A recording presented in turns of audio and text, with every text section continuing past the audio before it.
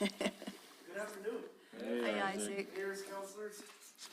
Hadn't seen you in forever. You used to come to meetings. I Now know, you we get don't right ever out see there. you. Well, his ponytail wasn't that long. Right, that's what I'm saying. We've been doing having a lot of projects going on. We're actually about 95% done with our fine screen project. Oh, wow. So that's a beautiful sight. All three of them are installed already. We're just waiting on a electrical part that just conveniently went out right when the third one was going in. So that'll be here on the 30th, and then we'll get training the following week. Congratulations, Councilor Corey. Oh, thank you, Isaac. Isaac, and the good roof to is work back with you. on? What's that? And the roof is back on? No, that is gonna happen on Thursday. Okay. So, the day after tomorrow. Yeah, we're doing our filter cleans right now, so that's going pretty well. We already did one set of them, and, now we're on our second. We'll take next week off, and then we're gonna tackle the third one the following week. Okay, you guys ready? Ready. All right, so I'll keep this fast and furious. So, we came online in 2011, now we're in 2024, so we're about 13 years in the running, so the plant is aging. That's why you'll see a few things go up a little bit, as we know everything's going up. So we'll go ahead and start up with my, I have like my sheet here that goes down the line of 51002, and then, okay, so my subscriptions and dues, those are for my Wait, wait a minute, we found a Yeah, section. it's Mayor, the second can we page. back up? 119. oh, yes, sir. On, Judy, on page 118, Oh, sorry. Microphone's off. Judy, on page 118, and Isaac, these are the revenues. I'm confused with the local Ruidoso fees and the Ruidoso down fees. What changed that? So I have them in the wrong spot, that 4.5 should be in our treatment fees. So the JEB runs, the plant, 85/15, 85% is us, and then the downs is the 15%. We have different utility rates than the downs does, so that 4.5 represents our fees that we charge our customers. And then the downs pays 15% of the operational costs of the treatment plant, and that's what you see in the downs fees. Then they pay us a 15% of their 15% as reserves for unexpected items, Okay, and so, that's what that is. so I was confused on the budget for the downs.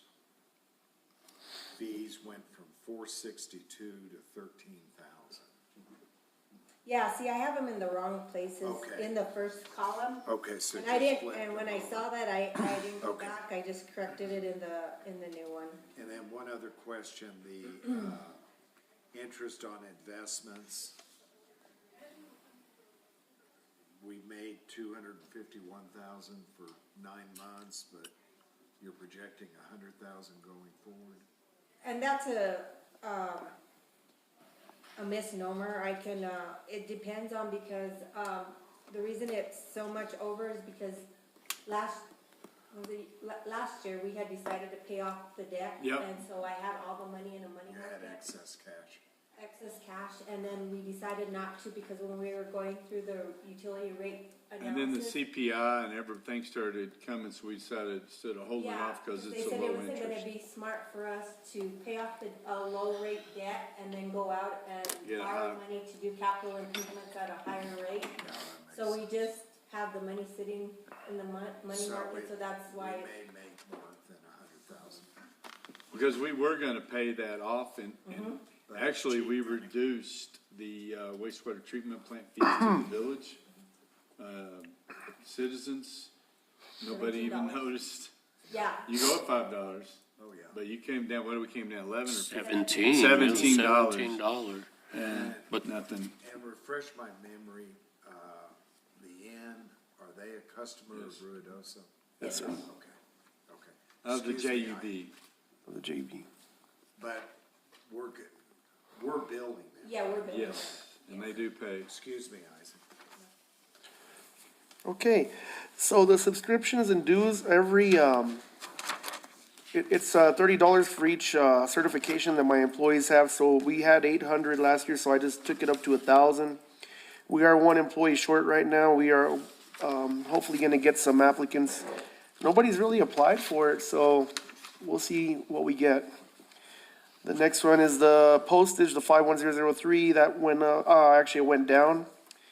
We do have our uniform and laundry, the 51006. It was 10,500. We did take it up to 12,000 because of unforeseen costs with this company that we are using. Our next one is 51008, general office supplies. We had 8,000 last year. We took it up to 9,000 to keep Gigi happy, and that's one of the most important things in my job. That's a good example That's as a ever. good, that's. Yes, sir, she is back. good. Yes, and she's doing very good. So Isaac, going back to postage, Yes, sir.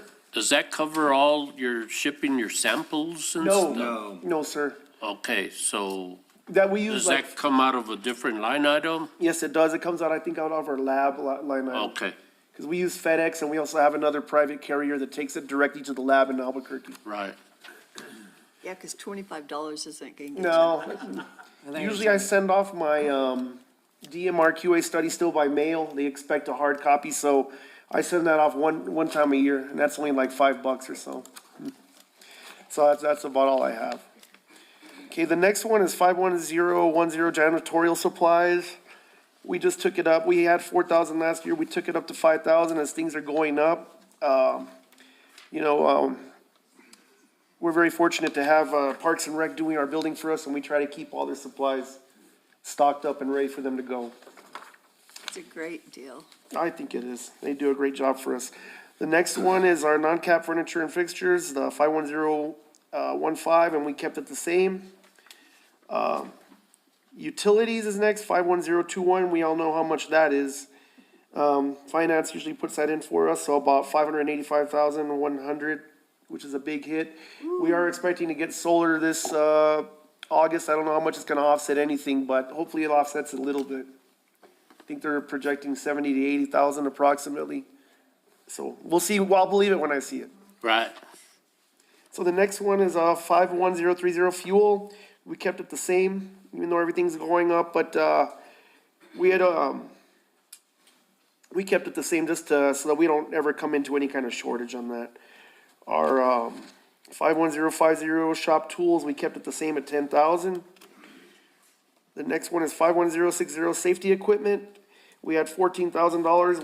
We raised it up to 15,000 because we do have to have our meters calibrated now, and those are for harnesses and work boots, et cetera, for the guys to Yeah. stay safe. We can never have too much for safety equipment. Nope. Okay, so the next one is our laboratory expensive, and that's a big one, 50,000. And we just went ahead and kept it the same because Joel is doing a great job and not wanting too many things and not breaking anything, and the equipment is lasting in there. So we're doing good there. The next one is our chemicals, our aluminum sulfate, polymer sodium hypochlorite acid, 51140. We kept it at $312,000. And that's, we're still hanging out pretty good right now, with what we have left, so we didn't raise that at all. The next one is our plant maintenance, and these are for our high dollar items such as our blowers, flight blowers, our cassettes. Our cassettes, for one, filters for one basin was 425,600, but they did go up to 438,400 for one basin worth of filters, so it's expensive, but I'm gonna keep on buying filters until I finally call it What's your quits. inventory look like on those? We have about, we have 3 basins worth of filters right now at the plant.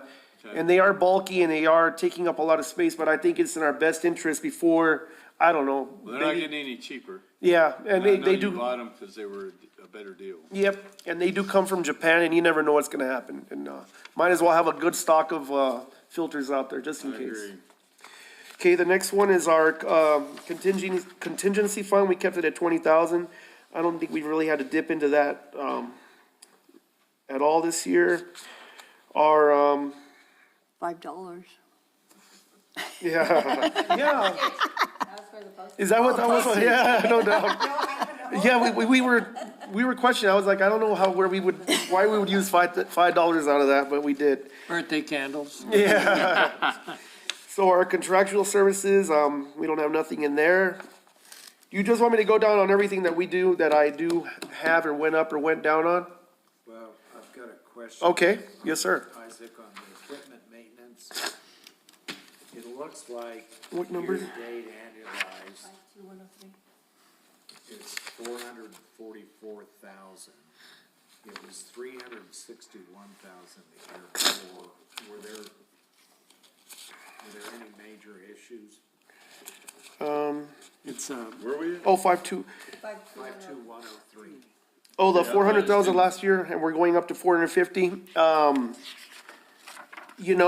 This is actually one of our biggest, this is to repair, blowers, motors, and everything. I figure if you get a good year out of something, you're doing pretty good, even with maintenance. So every other year, we'll see a little bit more of a spike in that, and some years we'll see a little bit less, but we are adding $50,000 to that because, and this was just a good reminder, we had an outage a few weeks ago from Otero, and our generator, they came on and kicked on, but one of them kind of had a little bit of a hard start on it.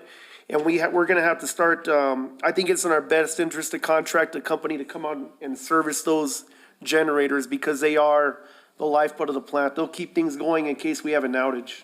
I agree. Did that answer your question at all, sir? Yes, sir. So it's kind of cyclical. Yes, it is, and it just depends on how many, things go out on us and we have to get repaired. And aren't the UV lights that go out pretty often Yes, as they are. well too? No, they don't go out often. And They, these are old. they're old, and I was actually gonna go over that on our capital outlay because okay. that's gonna be our next project. So in the master plan, the first thing was to do the fine screens. The next thing, after July, I'm gonna go ahead and start, getting the UV fixed. Cause I Okay. figure I have about 4 more years with the village. I wanna try to get as much things out of it as I Well, you need to refigure your stuff there, gonna be my question. can. We're gonna I be just wanna leave a holding- good legacy, and I'm trying to get as many things done as I possibly can before that day comes. If it comes, you never know. Are you writing things down for the next person? Now, that's gonna cost. No. It's my belief, every time someone mentions that they're leaving in a year or two, you have to penalize them by keeping it. No. Well, Isaac, won't you need a new Harley within 4 months? I figure mine will be paid off by then, and it'll be. Oh, I see. No, we'll see how it goes by the time. But I'm like I tell all my guys, I'm an open book. Learn from me, and I have no problems teaching everybody anything that I know.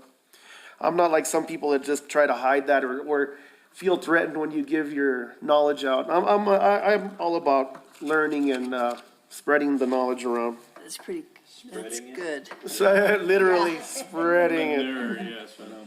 Okay, so the next one, professional services, that's 52006. That's our, for the solar project, ESA Consulting, for the UAA, as well as the master plan. So we just went ahead and put 430,472 back in there. 52008 is our phone. We did drop that, so that was a little bit of a savings right there. Our insurance and bonds, I don't deal with that. That's the 52010, but we did go up a little bit to 192,310. 52020, travel and schools. That's gonna be a big one.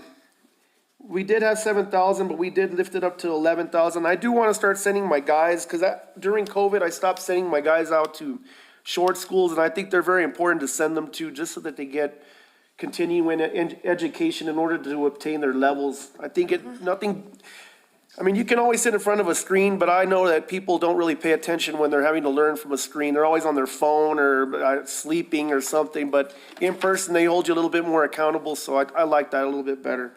I There's agree. one coming up at the end of the Mountain Gods in June, and I'm gonna send most of my guys. I'm gonna try to keep it local, but maybe Las Cruces or Albuquerque. The New Mexico Water and Wastewater Association. And I'm gonna try to send as many as my guys as we possibly can there. That's a great deal. Cause, yeah, throw this out there, if you could ever get one scheduled here, I'm sure we could help facilitate. Yeah. As long as how they beat our time there, we just need to find out who that is and Yeah, start going after them to be at the convention center. yeah, normally they have one like in Las Cruces, in the spring, and they have a fall school in Albuquerque, and then they have like other ones like in Española or just different areas around New Mexico. Isaac, what was the name of the entity again? New Mexico Water and Wastewater Association. And I actually went to a training with Rural Water, that's for smaller communities like, Aztec or like Las Vegas, small communities, and I teach classes for them. But, these are more for like bigger facilities, the New Mexico Water and Wastewater When do you Association. teach classes? What's that? When do you teach classes? I teach classes whenever they need me, like, so these schools, if they're running out of teachers, people don't wanna go and teach. So whenever they call me and ask me, I usually step up and I go and So where do teach. you gotta go? I went last week to Albuquerque and I taught an MBR class and a laboratory class. And so do they pay for that? No, but they give me a double credits towards my certifications for it. I'm performing, I feel like a service. It's through the association. Yeah, it's through the association, for operators, just to give them education and hopefully give them knowledge to try to pass their levels. I didn't know of you were cert- doing that. Yeah, I've done it for the past few years now. That's a good service, thank Yeah, you. I try to do it just to, like I say, there was even classes that were blocked out with no classes because they didn't have teachers to fill those anymore. Yeah, And I would hate to see that go away. So I try to do it. So it's a little nerve-wracking. I try to prepare for it ahead of time, but I get it done. Okay, so the next one is our 52100 equipment lease, $32,000. That's for our front-end loader and for the front-end loader yearly maintenance. Our, I thought that was leased, it is leased. and the maintenance and figured in on all that? They charge for some reason. Whenever they come out and do, I don't Well, I understand. thought the only reason they charged if they went over hours, we went over hours. No, and we definitely don't, but they do charge whenever they come and work on it. We budgeted about 4,500. I think we're way less on that this year, but, they do charge. Is that weird? Is that strange? Do they charge you too as well? They do, right? It's starting to become a norm. Yeah, They charge us for the maintenance? yeah, They always have. yeah. I thought as long as it wasn't abused, they were doing oil changes and tunes and. Well, the thing about it is, Mayor, one year, one time I turned the piece back in, the backhoe back in, Uh-huh. and they tried to blame us for, water being in the oil and not being serviced right and all of this and everything. And, so after that, I started getting them to service it. Yeah. Now, anytime we turned one in about 5 years ago, they came back and said this and this. I said, well, it's your guys doing it. ah, That's also why we do that as well. That would, Yes, I have to pay for that, and we always have. yeah. The next one is, equipment maintenance agreement 52102. That's for our, copy machine and their maintenance agreement. It's about $375 a month. The next one is 52103. We just talked about that, the equipment maintenance, and I am going up on that because of the service of our generators that I'm gonna pay just to have, I'm gonna contract Cummings out of Albuquerque to come out and service all three of our generators out there at the plant. It's just in our best interest in order, in case we have an outage and, Like you did. yeah, like we did, and we need them to come on without any kind of worries or anything Yeah. like that. We did handle that outage pretty well, though. Yeah. One thing, and, like I did talk to Otero, that really hurts us, and it's a good thing that I went out there. Whenever we have outages like that, sometimes they'll start flipping things on and off, and it tricks my plant, and it kind of starts, making things think that it can shut off and then turn back on, and that, it doesn't like that, so I taught all the guys at the plant just to shut off all the power completely from Otero until they get it 100% back on, and then we go ahead and kick on all our big breakers on, and then that tells everything that it's 100% back on in service. Something that we've learned throughout the years to try to avoid any kind of problems in the future. yeah. Next one, 52105, vehicle maintenance. I took it up from 4,000 to 5,000. I think I might need some transmission repairs and new tires for my truck. That's for oil for our backhoe that we have to do ourselves, our Brown Bear and What our. kind of a truck? Scarab. What's that? What kind of a truck? My work truck. Your pickup truck? Yeah, I've had it since 2012. It's a little bit older, but, How many miles did it have on? not that many. Well, I mean, the Less than 100. transmissions are warranted for either 60 or 100 and something thousand. But Is it a Chevy or Ford? it's a Ford. Yeah, Ford F-150. Well, I don't know about that one. But it's a 2012, so it's old. It's older. But, I just put that extra, I know it's gonna maybe be a little bit more than that, but it's still a good truck and I'd like to see it continue on the road for a little bit longer. Okay, so the next one is 52107, building property maintenance. We did pave our bed, this last fiscal year. Next fiscal year, I wanna, pave our pad on top where we compost our sludge. I would like to get it resurfaced, that way we don't have any kind of violations with any kind of holes or cracks, because when the EPA does come out, they do inspect all that area. They don't want that to be able to seep into the groundwater. Okay, Is so, this just a guess, Isaac, or have you priced this out? we've, I forgot what we paid, I think almost 20,000 last year, but, this is just for other things as well, because I would like to pave the entire facility, because a lot of it is old from the installation of the original plant even. And it's just pretty rough out there. Okay, so the 53001, that's for equipment vehicles, that's for like side-by-sides. We've had some for over 10 years now, old golf carts, but I'm trying to get back to the gas-powered ones.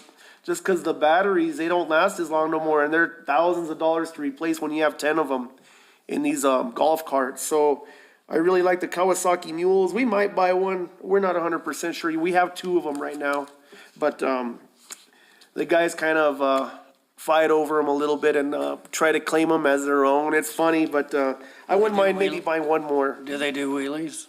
No, they better not anyway. Okay, so the next one, a big ticket item, I do have 53006, projects and construction.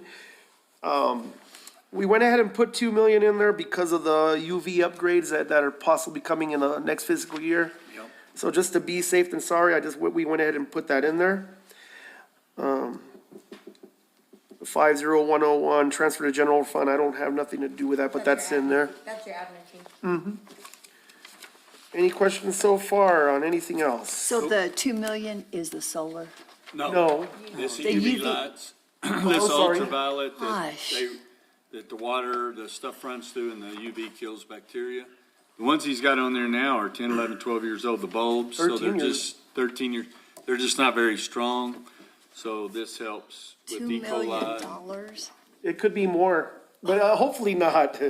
I think it'll be less than that. But that's our last line of defense before it leaves the river, after we treat all the wastewater.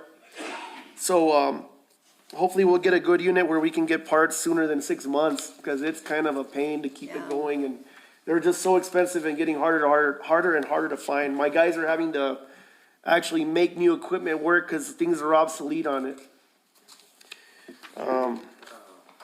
Yes, sir. For the final budget, we'll try to tie some of these costs down a little bit more. If you can get them in time, if not. Yeah, but yeah, we'll I'm just run- worried, is We'll it just 2 run- million, is it 1 million, is it 3 million? That's gonna be a little bit tough because I'm gonna have to get with the engineering, Sauter Miller, and then We'll they'll, have to engineer it first. yes. And then once they engineer, then we'll get a better cost.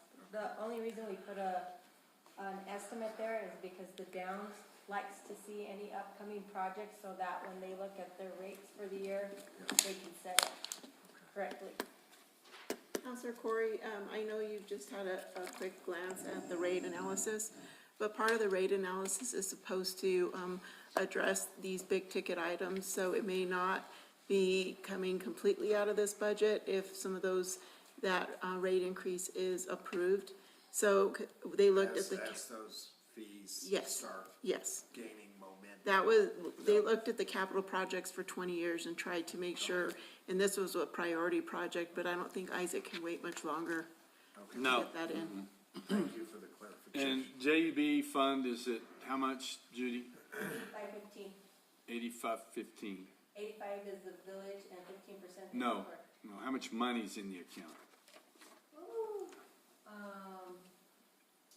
probably like 11 million, 12 Yeah, million. so we've got, We've got cash. in that to use for all of these things, Yeah. but we still maintain the budget because we've The been. only thing that gave me pause is it's a 7-digit number, so. You're gonna get used to a lot of those. With him, used to not be. $500,000 error is not Just big an no. issue versus if you had a $500,000 error in the airport, I'd be sweating a lot. But what he does is we kind of swag a guess where we're at so the downs can start looking at it. Because This is if a we little don't, they bit don't fold different it. because of the outside funding.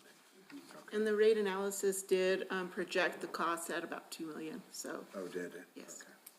And if we don't have this, the downs, they won't pay. Because they're saying they were blindsided. So we make sure that it's in there.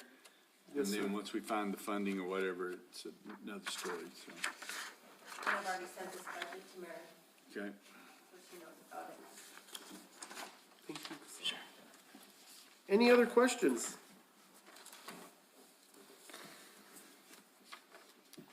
Comment. Yes, sir. When we, Counselor Letterman and I went out for the tour, I remember you mentioned about a bypass at the intake before the plant.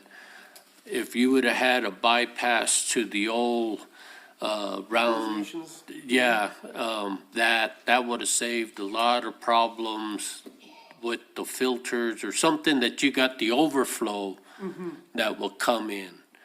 And what I thought about that is that as we came up to budget, maybe get a task order to the engineer to see what that would cost to do that.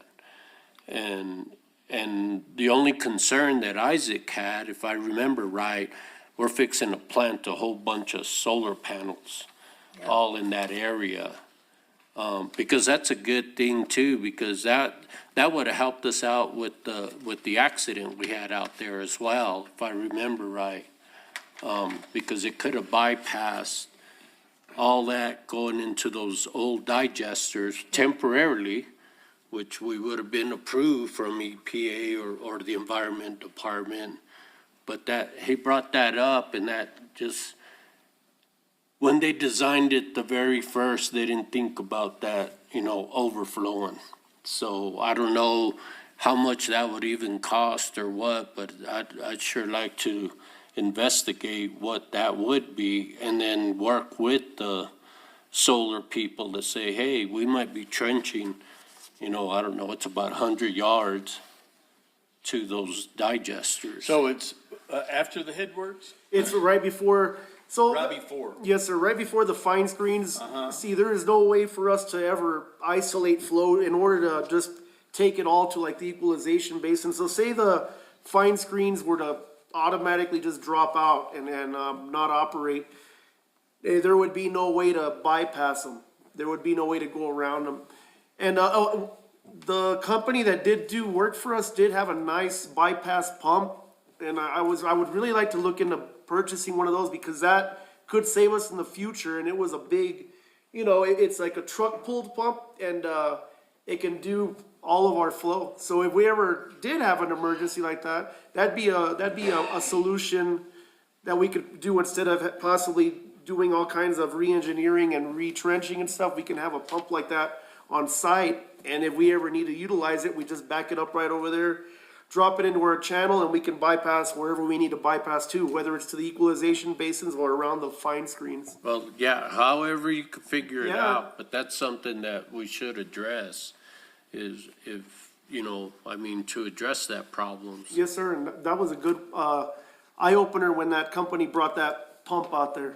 And this is just a few weeks ago. What was it, did they tell you what it cost? It was a change order, but it was for just the use of it. That's exactly what it was for. And They said about 60,000, so it's really not that much, and I think it'd be something good to have on site, because it could last forever. It's in a nice little encasement, you know, and, Right. we keep it inside somewhere. Not very big, about as big as maybe this table, or a little bit smaller. Well, that's a good investment, I'd Yeah. say. It's electric? No, diesel. Diesel? Yes, sir. And it handled all the flow coming in. I don't think it'd handle a futurity day, but it could handle up to 3.4 million gallons, which is a lot. 3.4? Yeah, yes, sir. I think that'd be a good investment, I agree. I mean, and I got the guy's card and everything, and know who he is, and, good. Speed dial. yeah, I think that'd be very good to bring to the next JUB as well, Isaac. yes, sir. Do we need to put it in the budget? Yeah, Well, that's what I'm saying, is if you're wanting it, we need to somehow include it. Or do we want to do it, mayor and council, prior, move forward with this budget year? Then him, and then us. Well, let's do that. I do have money, that we haven't spent even, and I could scrounge around and get some stuff and buy it, cause I think that'd be in our best interest, just in case. Well, we'll put that on the next JUB and address that so they. Sounds great. And Isaac, as Judy mentioned, let's see if they're on the let's see who's on the statewide price agreement for that. Okay. That way we can just go directly and take it to the JUB without having to get bids on it. Yeah, Okay, yes, sir. that's great. That's good. That's very good. Yep. Thanks for bringing that up. Anything else? Great job, Isaac. Thank you, Isaac. We're, and I got a great crew, just like Josh was saying earlier, they get after it and they handle it, and I haven't seen a good crew like this in a while, and I'm very fortunate to have good guys under me. You look rested. I'm just feeling a little, my grandkids, like I said, I know. the plant don't get me sick, it's the grandkids that do. Gotta love them. Thank you, ladies and gentlemen. And what a clean facility too. I was just so impressed with the facility. Yeah, it is clean. I haven't been out there since they got the new gate. Did they have the gate up? The security gate? I don't- Yes. Oh, did Yeah, I they? did. The Put camera. your buzzer and let you in. Good morning, y'all. Good afternoon, y'all. Good afternoon, Mayor, Counselor. You brought your assistant. Well, she needs to start learning the ropes. We're supposed to be doing that training, teaching Yep, what we call that? secession. Succession training. There you go. We're secessioning. Well, that- Yeah, it's both, one and then the other. As always, every year, we're pretty simple, easy. We have the trailer back in there again. Y'all had improved that already. But we haven't been able to get it yet. We did get the truck. So we got the trailer back in there. Okay, we're talking about the one that was wrecked? No, What are we that's talking the trash truck. trailer. Oh, okay. So Jerry, the solid waste and yard waste fees, we're projecting raising those. Yes, because he'll be under the rate analysis Okay, that's part of also, it. Yes. and that may or Solid may not waste. be Missed that. I thought it was just water. Wastewater treatment water, and water. Forestry. Forestry. sewer, forestry. All these enterprise funds. Everyone, Since Van sold, has it gone up? They not say- yet, No. they hadn't. He said it'd be It's- 90 days before they change anything. Who'd he sell? He sold to, Universal Waste. Universal Waste. What was Ernie's boss's name? It's a family-owned business. Huh? The fees, the monthly fees have already gone up. Ours went up in January. Yeah. Yeah. People in the county. That's what I- County and yeah, that's- everybody else, that's but what as I far had as thought. ours has. It's not our fault. Jerry, could I had mentioned, I think to Susan a while back, we used to have a program where we were painting the dumpsters like every other year or, Painting them? yes. We just paint them whenever, all the time. But now we buy dumpsters every year. Okay, cause I've noticed the dumpsters are, some of them are starting to look a little ragged. I thought the village was painting them. Oh, we Bringing paint them them. in, Painting them. Anthony welds Rolling on them them back and out. paints them. We, Okay. we buy what, 40 to 50 a year? And Every then year. some we have to 70. scrap out. But then these guys, they'll take them over to, the transfer station in the back, and they've got an area where they'll fix them back, paint them up. Yeah, we got a container shop there. Ron, do you remember if, I thought we had a, I think Program you where dreamed this. I must have, I mean, we paint them whenever they need it. okay. But, my goodness, as long as I've been here, which is a long time. Okay. And Susan's right, I was hallucinating. The thing, Mushrooms. just like the potholes though, you know, if I call Robin and say, hey, Robin, blah, blah, blah, and it gets done. Okay. All right. So I need your phone number. We've talked before. 257-1502. Thank you. 257-1502. Okay, thank you. But anyhow, yeah, the dumpsters is what I always ask for. And then we just put that trailer back in there even though y'all already approved it. And, we're gonna try to do that this year. But everything's always pretty much the same. We went up a little on, office. We're gonna try to get a copier or rent one. We're gonna try to decide what we wanna do. The contingency fund, Judy, is that new? We was using, always had it. we always have a contingency fund. Where is that? So it starts out, On page 125. The fourth he's line had it down for from probably the last 3 years. And so anytime he runs out of money, he moves the money out of the contingency fund to wherever he needs it. This past year, he used partial of it when, on a truck, We moved some for for a truck, truck, and, when we wrecked one. yeah, Okay, where I'm getting confused, Judy, is 51400. is contingency. Yeah, historically, there's not been, Cause he Yeah, doesn't there- spend it out of that account, because it's Okay. contingency, he moves it, so if he had it in the truck, we would move it out of the contingency fund into Yeah. the vehicle maintenance or that. So you won't ever see a year-to-date actual on that, because the money's just set there until they need it somewhere else. And then they actually spend, the expense wherever it's categorized, whether it's maintenance, or it's a supply, or it's a capital outlay. so we're going from 141 to 250.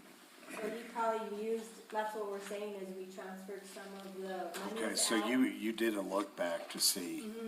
Okay, Yeah, so that's where, it helps these guys, instead of waiting to come to council sure. to get it approved, we can move it out of that contingency fund, and then you guys will see it usually on the. It's a transfer. quarterly, on the quarterly. And then the equipment rental, That's our loader and backhoe, okay, transfer station, stuff. okay. So we spent 48,000 last fiscal year. This fiscal year, I don't see 48,000. Right, into you want- 22 to 23. 23. Oh, got it. But I mean, our rent went up, so we redid it. See, I just upped for a new, just to redo, keep my backhoe and loader. But my rent went up. Okay, So we released a new one? No, We I just upped to redid stay the with lead. it. but even if you annualize what we've spent this year, we're at 49,000, so I'm just kind of confused why we're looking at 85 if we, I just kept it the same. I mean, it's what I always, if I need to rent anything, we have to rent a piece of equipment to change our lights over there at the transfer station. I just take it out of that. Anything I ever need to rent, I'll just take it out of that. Okay. So what goes out of contingency? Well, she just said, we took that money out of contingency fund and bought that. Usually Pay for it's that new for, like, truck. it's usually something big, like,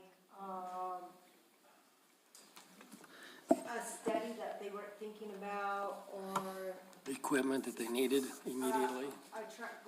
We needed more than Yeah. 52,103, Right. so we took it out of there. Okay. I think also, Mayor Crawford, Councilor Corey, some of unforeseen, if a motor went out or a transmission went out on equipment that Jerry, then he pulls it out of contingency if he didn't have the Well, funds. that's why we had to put that back in 52,103, because we've lost. Yes. Where do you pull your outside, when you're having to get mechanics, remember? 52,105 or 52,103. That's where you get it out of. So these are help. enterprise, so To help, if I'm trying to build up the general fund, this doesn't apply. Okay, so this is why it's kind of hands-off. Yep, and this will be the review that we're getting ready to do. Yeah. This is where it all be And broke down. that, Ron, that was why I was, when we had our workshop on this, they got our budget numbers, right? Judy provided them all the, This firm that's For the doing rate the study? rate study. Yes. Yes, sir. Yep. They've gotten all of our information. yes. So this is built into the new rate. So specifically with solid waste, they took into account not just equipment, but possible new staffing model, increased equipment for in the future. And all of that is built into this.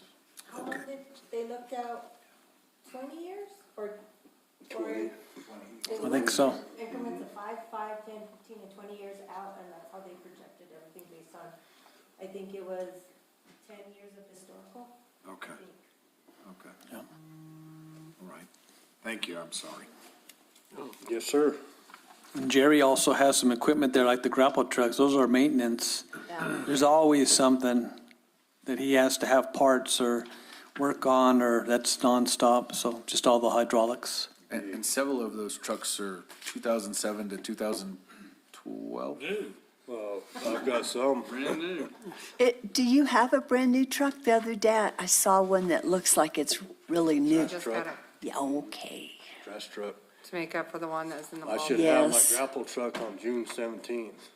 And then my other new, the one that got wrecked, that's supposed to be here about May 24th. Okay. So might be doing a little better, but to answer that question, where'd she go? Or Michael, I mean, the little 330 is a 2003 Peterbilt. That was one of the first ones I bought, 2003. That's amazing. We should hire that mechanic. How many grapple trucks do we have now? 5. 5, So you okay. got all 5 of them working? I thought you just had 4 running, you got 5. It's excellent. Unless That I go is. back and something's wrong. Well, maybe I heard something. Nah, I'm just kidding. Well, I'm glad. I'll put it 4 to 5, because It's iffy sometimes, I know.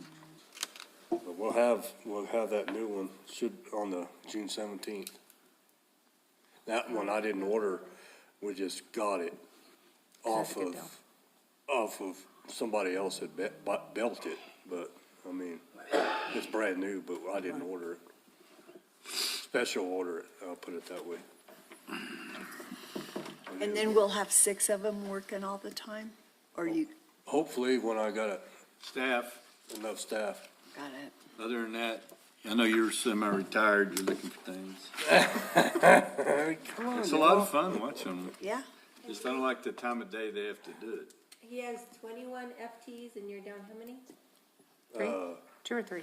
2 CDL drivers and 1 Bearman.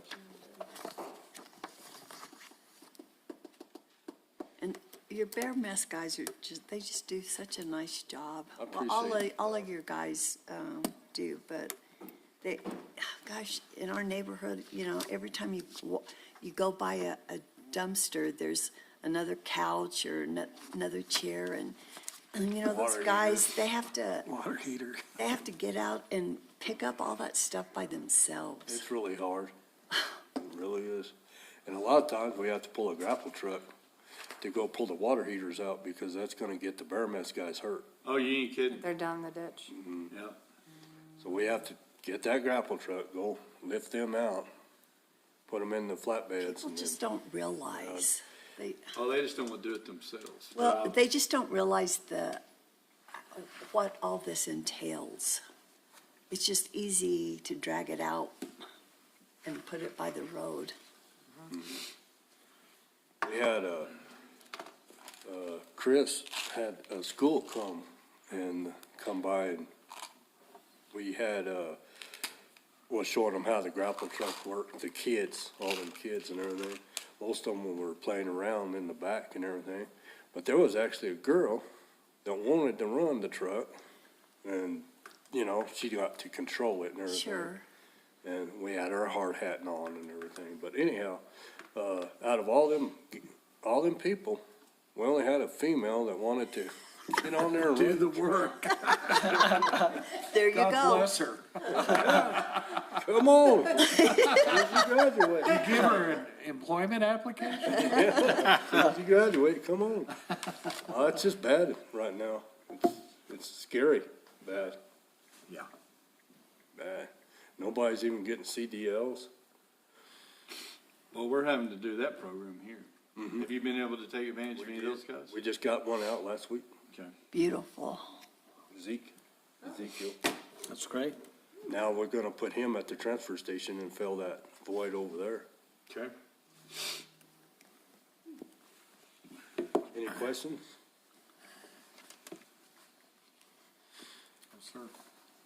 Thank you very much. Thank you very much, Excellent. Thank you, Jerry. Yes, sir. Robin. Of course. So did you learn the ropes? I'm getting there. She's gonna Especially while start- he was out. She's gonna make hoses next. She's gonna make what? Learn I've how gotta to get make out in the hydraulic shop. hoses Oh. next week. Well, that is a pure joy, making those. Be I careful. think it'd be fun, Oh, yeah. Like that girl that wants to drive a grapple truck.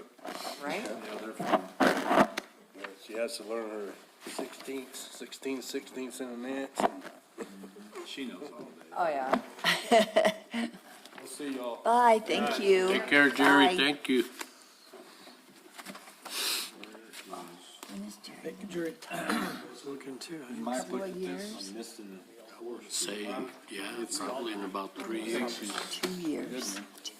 I called Mike because she worked in the jail. She said that she was kind of an underling there. There we go. Dick?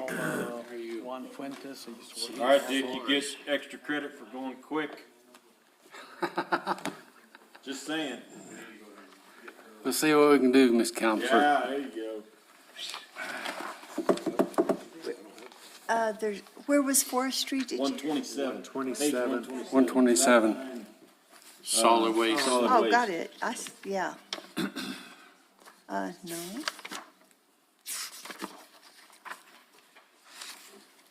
Judy, you got a spiel or should I jump right in? Go ahead and jump Oh, in. Head first. She'll back you up no matter what you say. Our budget pretty well mirrors last year's budget as far as the amounts that are in there, the salaries and postage. They're all pretty much the same. I can go through them individually, or if you'd like, just take a look, well, you can do that. Question, Dick, on contractual services. And contractual services are for thinning projects and those kind of things that, on village property. Okay, so have you got some projects teed up for next year that? I have projects, projects and projects and projects. One thing is, we asked for 275,000, which is in this budget. Yes, sir. I think we're getting another 500,000 from legislative appropriation. That's probably 3-year money. And so there may be a little, 4 year. there may be a little slack between the two.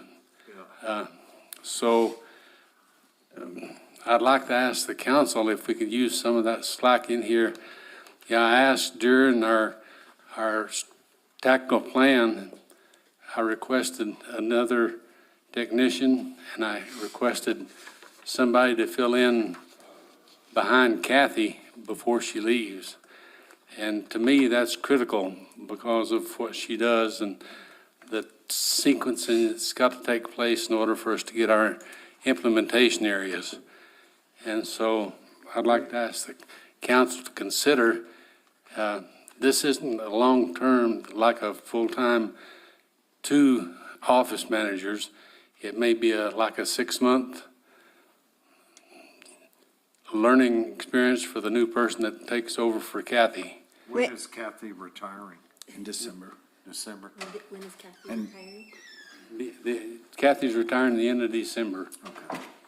So, that isn't in the budget right now because I wasn't sure how many months or what the level of the new person is. So whenever, if you guys approve that transition, whenever the time comes and he needs it to hire it, then a budget adjustment would be made in the current year. It was just kind of too hard to try to figure it out and guess what that was. I think that's really important to have somebody come on so Especially as Whi- long as while Kathy's been Kathy is here, the transition is just so much smoother that way. And Mayor, members of the council, I think we're also working on an internal approach on how to address that situation as well, which may leave a hole in another department. Yeah. So we're trying to address that accordingly, which is why Judy didn't actually budget into the system. We know we're going to probably have someone internally that can assist back and forth, and we'll look to offset that somewhere else. But you're going to move your forestry department down to Horton. Correct. So there's not going to be that, somebody from another department running over to help this lady So or there's. whoever. Yes, ma'am. So there's some administrative issues that I'd like to focus on first that we've identified. We have a situation where our county list, one of the reasons that Kathy is spending a lot of time, and not just Kathy, it's our short-term rentals people and our financial people. There's a lot of slack that we're missing from the county, so we don't have updates when we're sending out notifications, letters, any of this information. And so we're trying to fix that issue first. We're working with the county's team to see if we can get those things updated more quickly. Once we do, we think that that'll streamline the process a little bit more because it impacts all 3 departments significantly right now. And so we're seeing that same situation. Lincoln County? Yes, ma'am. Well, I think I'll just say me, I would hate to see it fall through the cracks. Because I understand what he's asking and what the need is and what the potential hole will be if she rolls out and go, well, we just didn't make it, didn't get somebody over there because of this, then that's shame on us. Yes, sir. It is. Just a thought. One other thing is that when this year, we've had a lot of money come in, like the $163,000 for Moon Mountain and some of those. And so we actually are going to have a savings, or I'm not going to be able to spend all the money I have in contractual services this year. And this may not be the time or place, but I'd like to use some of that money to buy some furniture for Horton, because we don't have any furniture to go to Horton now. And I think there'll still be some that we can carry over to maybe help fund this position. And we've been identifying ways to fund the furniture for Horton, and we'll finish that together. But I would strongly recommend, rather than just the position for Kathy, the back piece, the technician component is the part that we're severely lacking on. You've all seen the increases to the court components that we're sending people to court to try and get into compliance for thinning more. these guys are constantly working, and not that anyone else isn't, but from a compliance perspective, we're definitely short on those technicians to actually be out in the field. Yeah, there's a couple of other factors in that too, in that we acquired Moon Mountain, and the way the contract's written now, that we do all the work, and maybe we'll get money from the state land office. And so we lay out the projects, we do the paperwork and all those kind of things. And this year, we happen to get the money to do a fuel break on the top of Moon Mountain. But there's 640 acres. In 2019, I actually did a fuels management plan that was recently accepted by, and I understand we're looking at different alternatives for Moon Mountain now. Whenever we go into the negotiation with that, I'd like to get more control of the forestry aspect with us and some assurance that we get some kind of income in order to do that. So that's just a kind of a futuristic thing. So technicians, you're talking about Eric, somebody with Eric. How many do we have now? We have two. Hit your button, Dick. Hit your button again, you took it. Did I keep Stop. hitting it? Yes, you keep hitting it. So, and that plus one of the other things, I have several requests for grants out. One of them is for a $1.4 million cost share grant. If we get that grant, there'll be additional work for the department for working with the landowners in order to cost share the money for thinning private property, which will also help get compliance, those. And so the other thing that's happening now with all the acquisitions of land and the impact on the department, I'll just give you a couple of examples. 603, whatever that street is, Meacham, and our parking lot here were additions that weren't planned for last year, but we also had one at the airport that had to be done, a project that had to be done in order for them to not get shut down by the FAA or whoever they were working with. And so we substituted those kind of projects for some of the ones that we could have been doing on village property. And so there's those kind of negotiations that go on every year, but every year there's plenty of work to be done. Understood. Thank you. And that's some of the stuff we're working at state is more mitigation money to go to not just us, but forestry. And then they've talked to us about our people being able to help manage some of that here, because that's what we're trying to do is, because he spends a lot of money, gets a lot of money grants that goes to cottage industry basically on thinning, and a lot of our firemen do it, you know. Yeah, currently we have more people on our approved contract list than we've ever had, which is an asset to us. It's like adding workforce. But because of that, we have the capabilities for doing a lot. And so some of those are on the statewide list, which makes it easy for procurement for doing some of the projects we do and some of those kind of things. So we're working for efficiencies. The other thing we're doing is working with those contractors to train them in what we look for when we do the investigations and the assessments, so that they can do the work without us having to visit every property. And then we just come in and make the inspection and tweak it, as opposed to having to go out to every property and mark every tree. One of the key components I think that's important is that Dick's talking about. While we were in Santa Fe this last year during the legislative session, the forestry department actually held a large meeting with the contractors to do exactly what he's saying, get them on the same page, update them on code, make sure that everyone understands those requirements, so that when they do go out in the field, where we were getting a lot of phone calls before, hey, you marked this, or you said I had that tree, why can't this happen?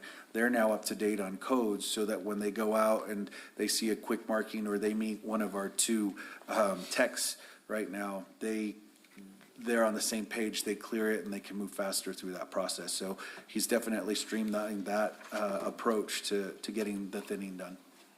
Yeah, because the contractors are different than, just go up in my neighborhood and look, you can tell a contractor and you can tell Tom was cutting our trees and Eric was there to tell us what trees. It's different. Our trees cutting and those trees cutting are way different. How different? Tom A cut lot. more trees? Oh, yeah, we had to Okay, cut more so- trees. I'm not saying it's bad, Dick, but I'm just saying that when you look at it, it's not the same. We're trying to there's get a- it closer to the same. Yeah, and I'm not saying anything bad about it. Oh, But- she is. No, She's I'm been not. talking so much trash on you guys. I do not. So Dick, Dick. I thought, you guys were the only ones that would mark trees, but these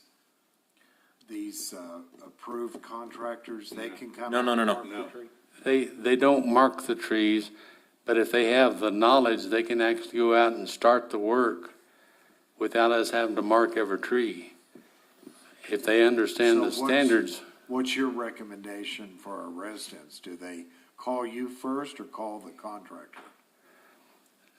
with the staffing we have now, I'd lot rather the contractor do the work. We go out and tweak it because Okay. the time it takes for us to do it is multiplied several times if we have to go mark the trees first.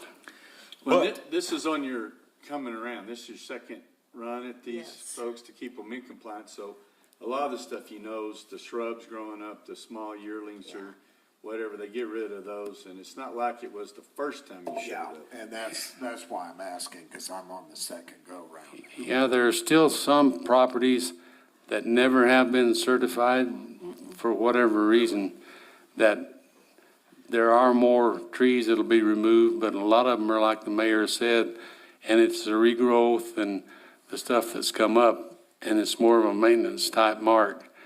The other thing that we'd like to do more of is the properties that just ignore us, to start doing the clean and lean on some of the really bad properties that Exactly. people complain about all the time. With the judge, I know that one day he had 46 of them, a bunch of them coming into court that he was seeing. Are you seeing that that's a big deal? Because he, in lieu of fining them, they're supposed to bring a plan, who they've contracted with, all of that. Have you seen that help any? Yeah, the judge is a big help, because normally what happens is when we refer them to court, he gets them in there and tells them, work with the forestry department to get it done. 99.9% of them do that. They'll get us and do what we request them to do. This year, we had one that we went to court with, and we won the court case. But, and so our winning percentage is really good for doing that, and it's a good leverage for us. Well, I know this judge is really on plan. He understands it and he stays with it. And I can tell you, we've had folks that, because of family things, dementia, whatever, that they goes into somebody else's name and they found out about it late, like the one I called y'all on, his friend, and he just called and said, oh, it's Jim, Sonny. She's in a clinic in Fort Worth. And then they get this notice, and he was already contracting to put it, but you guys worked with them immediately. He was able to get it done, everybody happy. It's just, there's a few that argue tooth and nail, and I've been with some of them. But that's why I want to really tie in Eddie's turn, when he comes in, we're talking about marketing and PIO on segueing or tailing off of this Lost Bus movie and the fire in Paradise to make it more acceptable and better that, here's the alternative. We're not discussing it, we're thinning it. Because I don't think the $4 that we're assessing on the bill, that people Means don't much. even, they don't even notice it. I think that's just, if we're gonna assess something, let's do something big where they're going, oh, wow, what's going on? $4 to me is What would nothing. get your attention? 400? That'd get my attention. But you know what I'm saying? I don't know what the amount would be, but to me, $4 is just kind of a, Well, but then when they go to court, he can assess them up to Up 500? to $500, but yes, are sir. they For going to today. court? Well, they usually They fix it. don't, they usually pay up or change it. Yeah, they hire somebody to get it done. That's what gets it. What, I think what happens, Mayor and Council, and if you don't mind just me commenting on this item, when you have, to that point, we are cleaning and, or we are not cleaning and leaning, we are getting a lot more thinning done. That puts a huge strain on Jerry's team. Yes. And so he's out and about trying to get it done. And I think Yeah. what Councilmember Letterman is commenting on is the $4 that we actually do. If we, in the studies and what they look at, especially in the rate study, I think the actual cost, if you clean, and that, not the actual clean part, when you drop it off at like Green Tree or something, it's like $200 to take in, or $250. So that cost is what we're losing, and that's what the rate study reflects, right? That cost every time we go out, pick up the stuff that's been thinned, so that we can take it in. That's where we see our huge loss. And so having our team out there, and then on top of that, with Dick's group, and he just mentioned that we're a little behind on what we're trying to, the people we're getting certified. Are we caught up to 6 months now, or we're still a year out? We sent the letters in February and March, and they have until September the 30th. For this next year. Yes. So we're barely catching up on people, and that's again where that third technician would really be able to assist and get us up to full speed. But even if we're at full speed, we shoot ourselves in the foot because we do have all of the thinning laying around. And that's where you all get the phone calls that come back and say, hey, It's been this has been staying over sitting here here for. for Yep. months. And so on the rotations that Jerry's guys are doing, we have those 5 trucks. They tackle that area. And I know Dick is doing a grant to possibly get another grapple truck to assist. But even at that point, we still don't have the personnel to help manage. Yeah. And so we are working with Universal to try and assist us in contract services to come out and pick those up. But I just want to make sure that everyone is on the same page, that when we do this work and then you see these other items out, there's kind of this process that leads to cause and effect, and you get more phone calls. And so it's a good thing. Well, But we want to make so sure we're what are you trying to tackle saying? it. The ones that are out of compliance, that we have a heftier fee Yeah. for that to help yeah, offset it's that? 12, I misspoke. We get, goes from 4 always to charge 12. $4. Yes.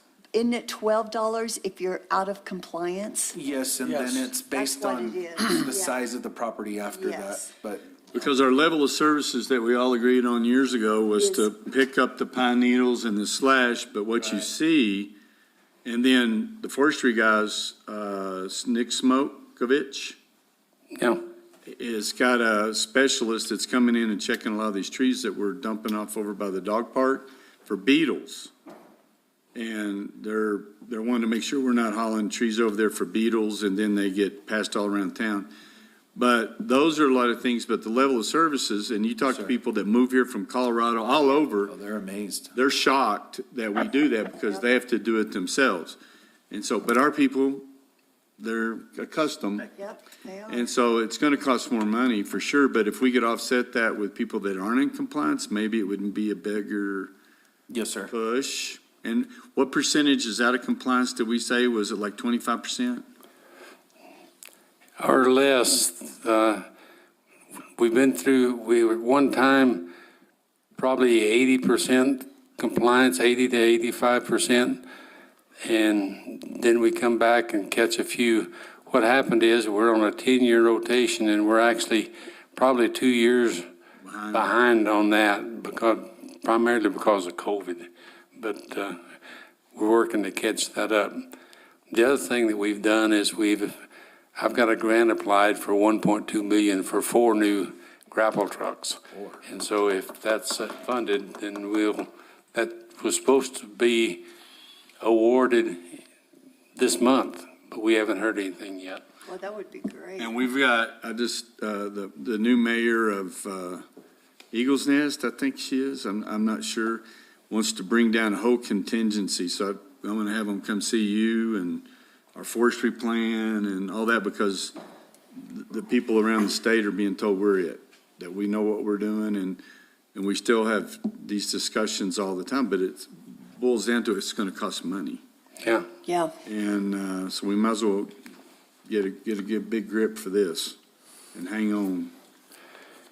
Yeah, before we leave, though, I'd like to just mention that it proves what we've done work on Sunny Lane just a week ago. We had a fire there that was up to a half acre, and that was on Bill Bergfeld's place. And it started, they get in there, it stayed on the ground, they put it out in less than one burning period. And so every time we have a fire, it proves what we're doing works. I agree. Well, that one up there by Hirschfeld's? That's Is that what what he you're was talking about? talking about. I said Yeah. Burkefield, but it's Hirschfield. Hirschfeld, yeah, that was amazing. He said the fire department had it out before they even knew there was smoke. That Perfect done example. about 2 years ago. That was re-thinned. That every landowner on that ridge was thinned 2 years ago, or 2 or 3. And I like to capture those, with some pictures, and then tie it into other things that we do. Yep. For this narrative that we keep pushing to thin, because it wasn't that many years ago, we were, don't cut down anything, and then we're moving that direction. But the necessity why, and here's a perfect example, we have the one over by the school, Moon Mountain. Yep. That was a huge success. And then even McBride, if we hadn't thinned around the school system, it'd have been a different story. They'd have been making a movie about us. And so if we can keep that information and get it with our PIO and with Eddie, and we tie this into a narrative that we're getting ready to start pushing, all the way up to when this movie comes out. Yeah, Dick, anytime you get pushback from property owners, tell them to watch that documentary, because Yeah, what was the name of that? the Paradise Fire. Well, no, it's not the Paradise Fire, it's the Campfire. Yeah, campfire. Campfire, because they laughed after the fact and said, why in the world did you name it that? But it's because it started at Camp Road, which that's how fires get their names. It's where they Yeah. start, even though Starts ignition. the McBride should have been more of Warrior Drive, yeah. But anyway, that's why, but it's the Campfire. Yeah. So when you type it into YouTube, you'll get all kinds of funny things. Yeah, that particular project fire. for that fuel break really turned out nice. And so anyway, if you'd like to visit, if you'll get me, I'll take you up there. But in addition to that, are we still on to do the slide presentation of the fuel break this At the council meeting, we're going to have, next council meeting? Dick's going to give a presentation on that project, so. So you'll get to see it then. But if you want to go up and really take a look, it's really a contrast. It's really a good project. And where is this, Dick? The thinning project on Moon Mountain, Oh, Moon On Mountain. Mountain. yeah. And you can get up there in a two-wheel drive vehicle now. I'd like to go. See, you took away all my fun. I used to Only love if going up Dick there. drives. Oh, yes. Mr. Mayor, Dick, if have to you're, go up with Dick. if the stars align and you're lucky to get on those grapple trucks, how are you looking at drivers? That's just it. Sorry? Oh, if the stars all align and you get your grapple trucks from that, Yeah. how are you looking at drivers? Actually, I got the grapple trucks for Jerry. He'll have to find the drivers. Oh.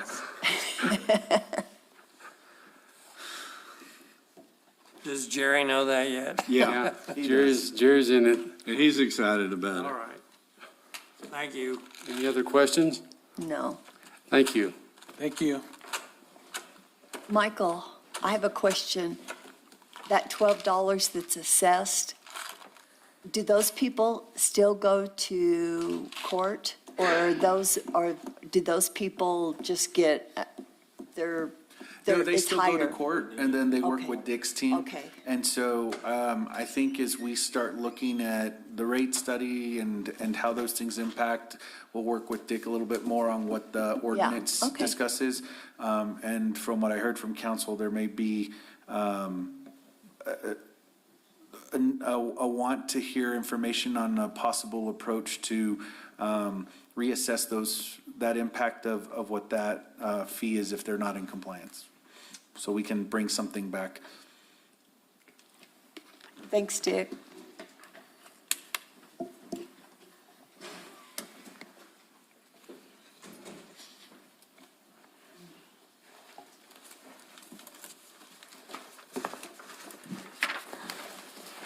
Long time no see.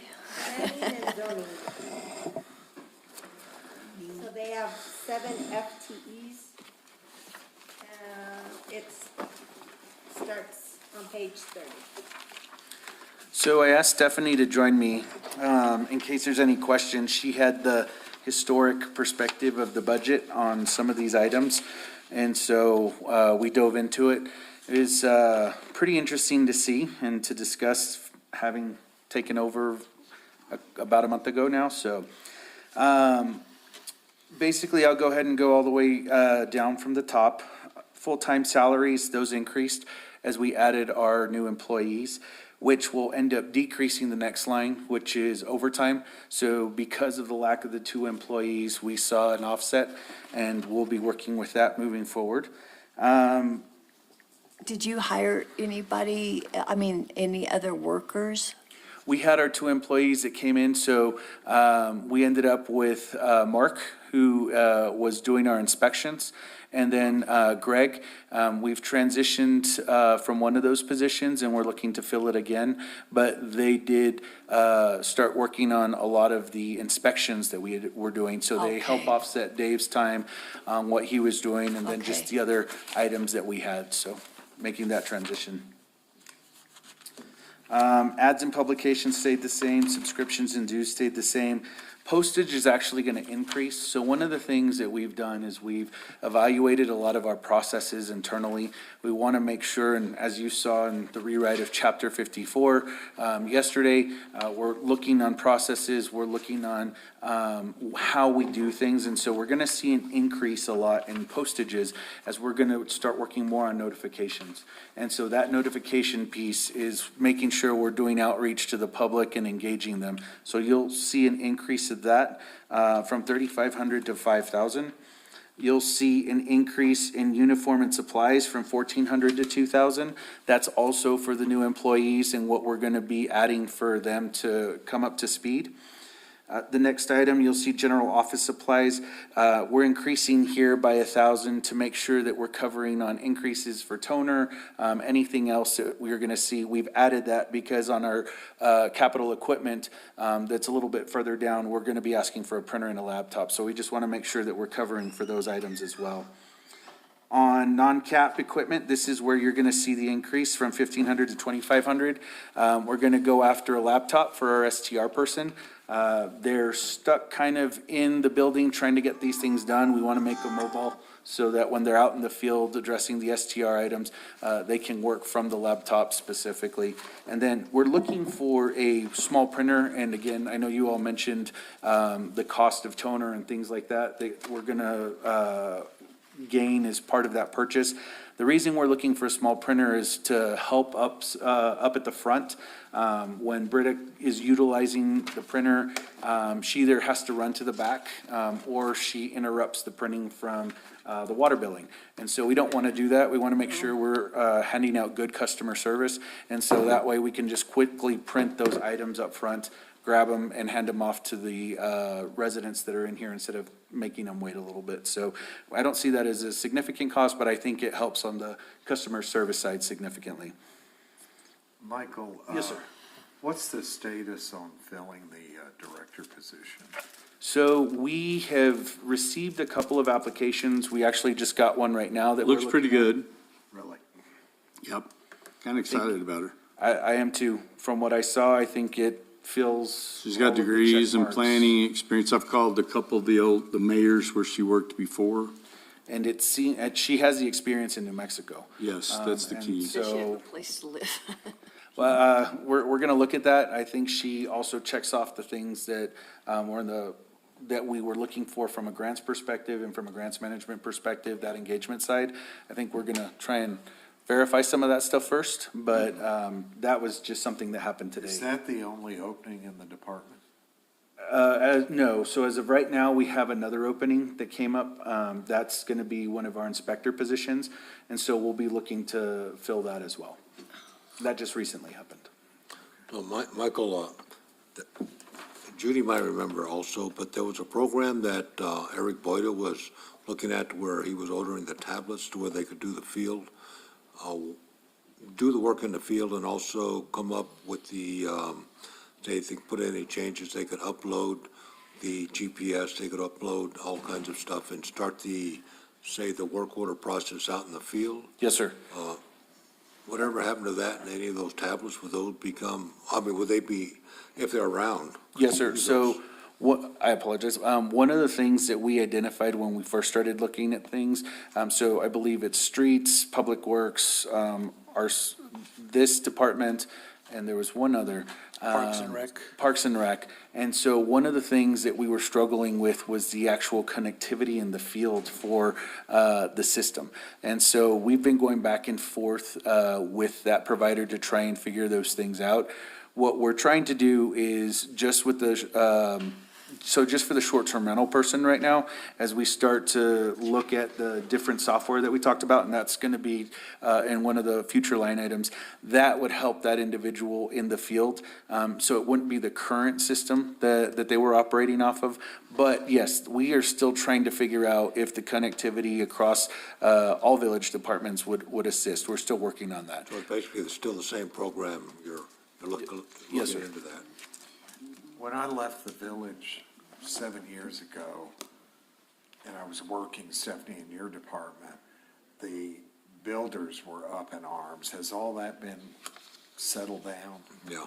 Yeah, pretty really much. has. Has it? Okay. I don't think we've seen an issue with builders. As a matter of fact, I think we're trying to bring them in more Ironically, and trying to ever gauge since I them. left, there wasn't any issue. No, Yeah, no, the communications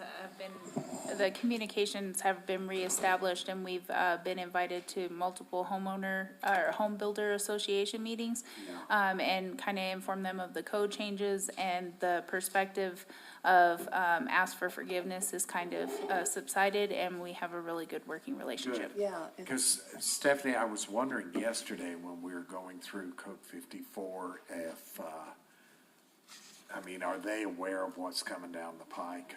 Yes, so they've been brought in on multiple stakeholder meetings as well, provided feedback along with the Chapter 22 rewrites that we've done.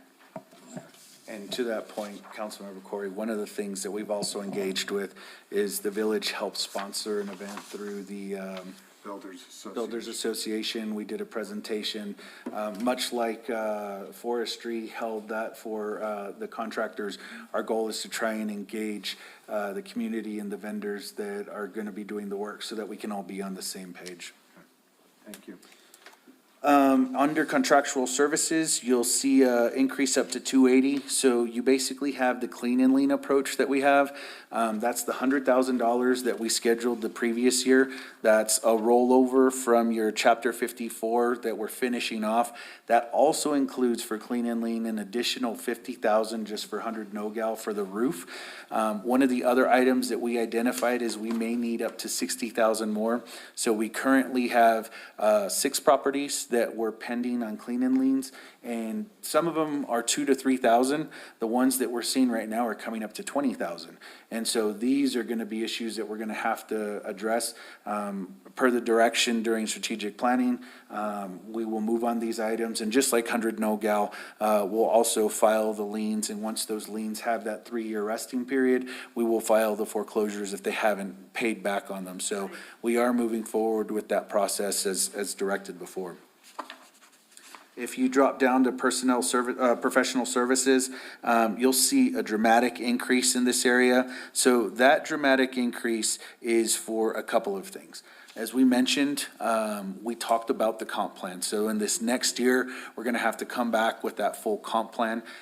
In that comp plan, as we mentioned with Josh and Streets and in other areas, we want to be able to include some high-level planning documents. So as we move forward, that idea of being shovel-ready is what we'll be able to have. To Councilmember Corey's point, do we have an official list of streets, and can you have a priority list? So as we file our MAPS program, we definitely know that we have that, but what we've been, our position as we move through SERPTO is gonna be, here's our formal list, this is where we're gonna wanna go, this is our priority list. I think the other argument we wanna make when we get to that plan, to the comp plan, is what does our asset management official list look like? Do we have infrastructure lists?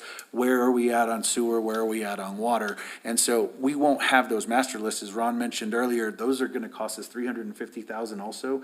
We're gonna try and have a high-level document that at least gets us to the next level, so that we can say, Water Trust Board, you need a document from us, here you go. We have a water replacement plan, but you also have this strategic plan that allows us to move forward. This is what we're gonna get funding on. And so that's a large portion of what you're looking at under that. Where are you, Michael? On number- With the comp plan. So we don't actually start the new comp plan until this next year. But have you put it out for bid, or? No, not yet. So what we're wanting to do first is we need to finish the Chapter 54 rewrite. Yeah. Once the Chapter 54 rewrite is completed and adopted by council, that kind of gives us a clean slate on some of the planning items that we'll address.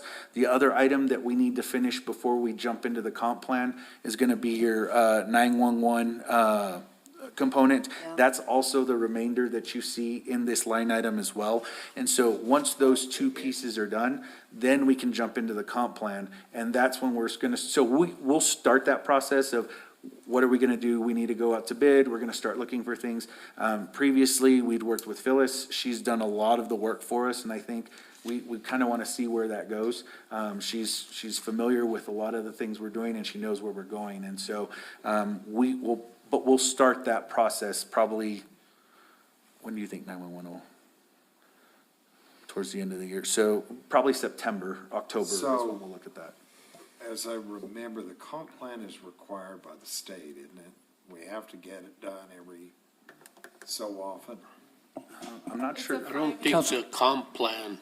Every 5 years, especially for CDBG grants, you have to have a comp plan. That's what I thought. Every 5 years, you have to have it updated. So, Ron, when was the last one? 2019. Yes, 19. Okay, so we're Yes. on schedule. How much was that one as far as the bid? That one there was a little over 100,000 for that And comp plan. I thought we had access to grant money to help pay for that. We did the, It's yes, a we did the New Mexico $50,000 Finance planning grant. Authority planning grant for that. Is that still available? Yes. And so we're hoping that we can use that planning grant money for two other documents that would build out part of this as well. Because in the comp plan, it calls for a master plan, it calls for your parks master plans, it calls for, so we want to tie all of those together. Under a park master plan, you're looking at a trail master plan. And so as we go out for all of these grants, unfortunately, the planning document is a significant cost, but as soon as we have that, then we can immediately jump into design. And so that's really what we're trying to fund moving forward, so that it sets us up for the next 6 years. Judy and I have had the conversation of, once you get into planning, it's the plan, design, construction. And the construction component is really where we see that GRT that gets injected back into the community. So if we have a document for 5 years that plans that out, you go design, construction, design, construction, design, construction. So we're building in that kind of shot to the system, so to speak, of that revenue that we're gonna see in GRT and construction.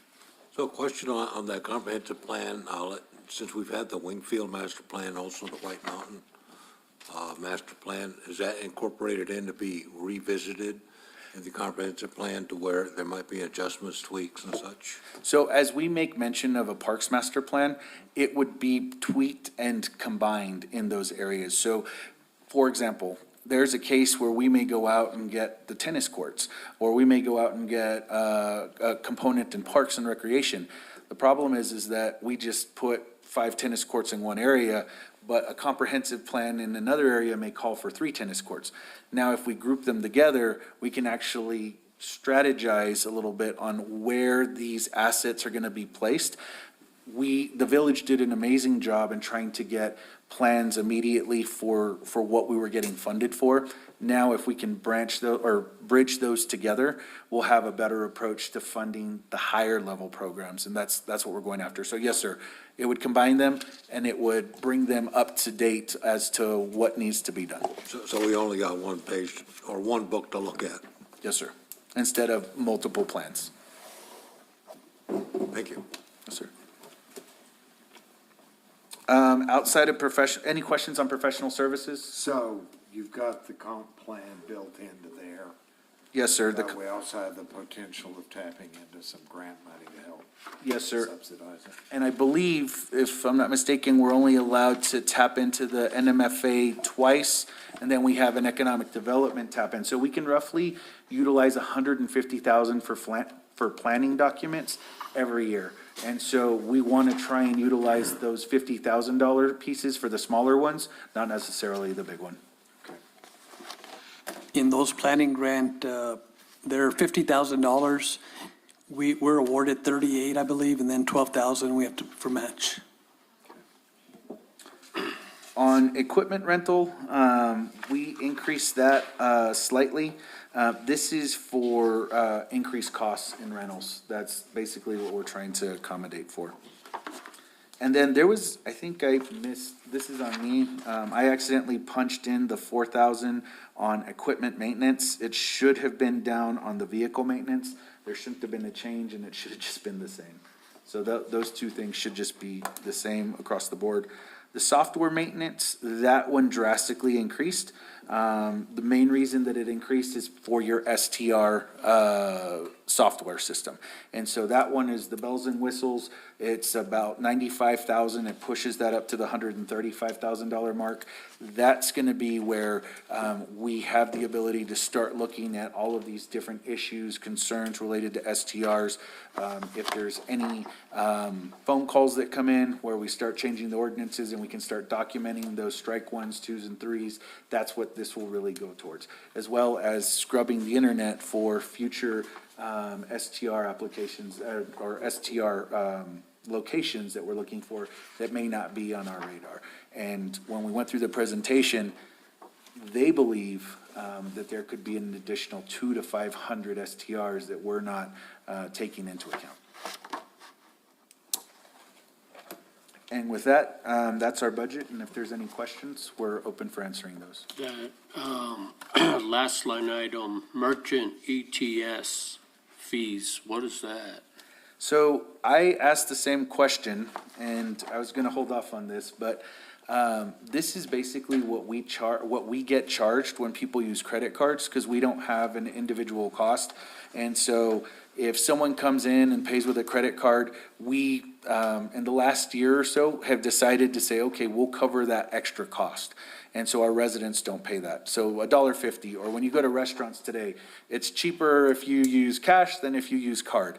That's what we're paying. We're paying that on the back end, and it's not being distributed out. Is that, Judy, is that through Wells? That's not a good No, so every time you buy these specialized software systems, they only have one provider that you can process credit cards payments through. So then you're tied into that merchant processor, and whatever they charge is what they charge. Now, we can take the approach and let the customer pay online, and now that they're going to a new system, that is Yeah, practical. and I It's know, just a decision last Michael, what you were talking about it's cheaper if you pay cash. I don't think Visa or MasterCard, I think you're prohibited from charging more if they use the card. The way you get around it is you give cash discounts to people that don't use the card. They don't use the card. Like they do at Apache. Yeah, yeah. And so, but that's what that line item fee is for what we're paying. And that's just for P and Z department, for That's just for us. permits, Yes, sir. STRs. Online, you can pay with your credit card, or you can pay it by check, and we get charged for the company that runs the card, the company that gets charged for, that runs the check, and then the overall company that monitors the payments. I don't think We have we should have to processes, pay we that. We're charge actually it. gonna be. I think that should go with the customer. Yeah, but I think your Oh, we hands are. tied. But if we do the, Cash discount. well, no, I mean like paying your bill, if it's a bank withdrawal, If you do a bank withdrawal with us, it's free, but if you pay That's what I online thought. with our utility website, it's $1.50. yeah. Counselor Corey, just going to different restaurants or whatnot, they're all charging 3 to 4%. They are. Everyone, they said, they're gonna be a fee for your credit card, And using the Yeah, credit card. they're all charging now. I can't remember where I went and I used my card and she goes, well, it's gonna be extra. I said, okay. Is So, that for a credit or debit? Any of it. Yes, In a card, yep. yes. yes. it's the user fee that they're starting to charge on the back end now. So I don't know what our total amount is that we spend on it village-wide, but I do know that it's something that we're not passing along. Man, that'll add up. We can change. Push you on those. I mean, Well, you know, it's up would to, change it. I mean, just for your department, it's 20,000. I thought we were trying to But, get you know, away from We cash. don't get all the NSF checks now. Right. We have people that pay, and you're getting the payments. I mean, it's just, And then you don't have to run to the bank as much. yeah, I mean, it just depends on how you guys wanna do it. It doesn't bother me, whether we want to or not. It could just be the cost of doing It business. could be the, yeah. That's what I look at it Well, it as. sounds like what you're advocating is we collect a fee to. I think we should Help pay pass for it to the customer. Yeah. I don't think that that's something that we should pay for. My taxes are paying for them to process my paperwork. Why am I having to pay? Because again? we don't want to really deal with cash, right? I mean, we're Our online going payments towards, They don't accept cash. In Counselor Letterman, we had that discussion last year with the Parks and Rec or at the Whibbit, because Exactly. that is strictly credit Card card. We're not doing any type of cash at the Whibbit, but we're not charging any type of fee. I mean, it's up to y'all, but I don't think it's right for us not to And I'll pass. tell you that the credit card machines that we slide here through Wells Fargo, we pay a lot cheaper than we Yeah, do. you negotiated that. Than we do when a software company comes in and says, you have to use this company. Like our company that we use with Tyler, we pay out the nose Yeah, I remember that. for it to automatically feed into our system. We pay way more than what we pay with Wells. Same thing with this software company. They kind of have you tied in, and you can't negotiate the rate with these people because they're like, this is it or not. Yeah. You either go with us or you don't. You Well, can't use the software the way you One thing I intended. know when I had an apartment previously, they charged $1.50 convenience fee Yeah. to use the And we can auto do debit. something like that. We just have to, know upfront. What's that, we've talked in several meetings about various fees. It sounds like maybe could be a topic for a future workshop, is going through the fees.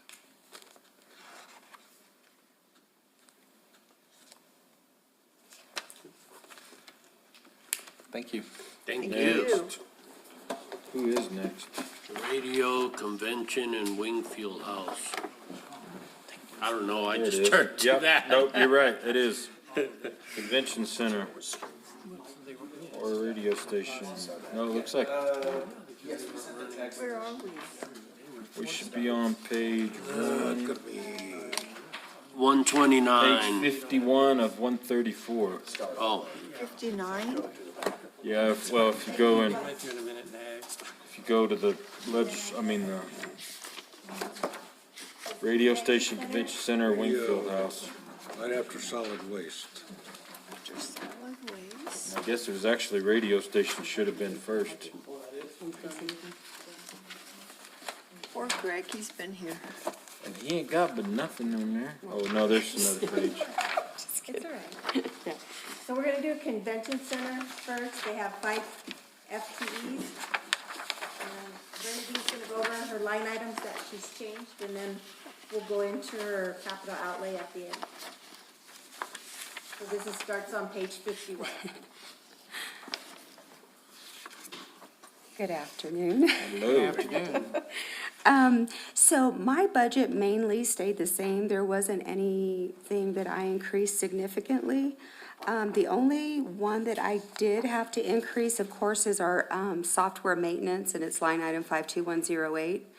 It's because both our layout software Page 52. Yep. and our booking software, they go up annually. So that's why there's an increase each year, so.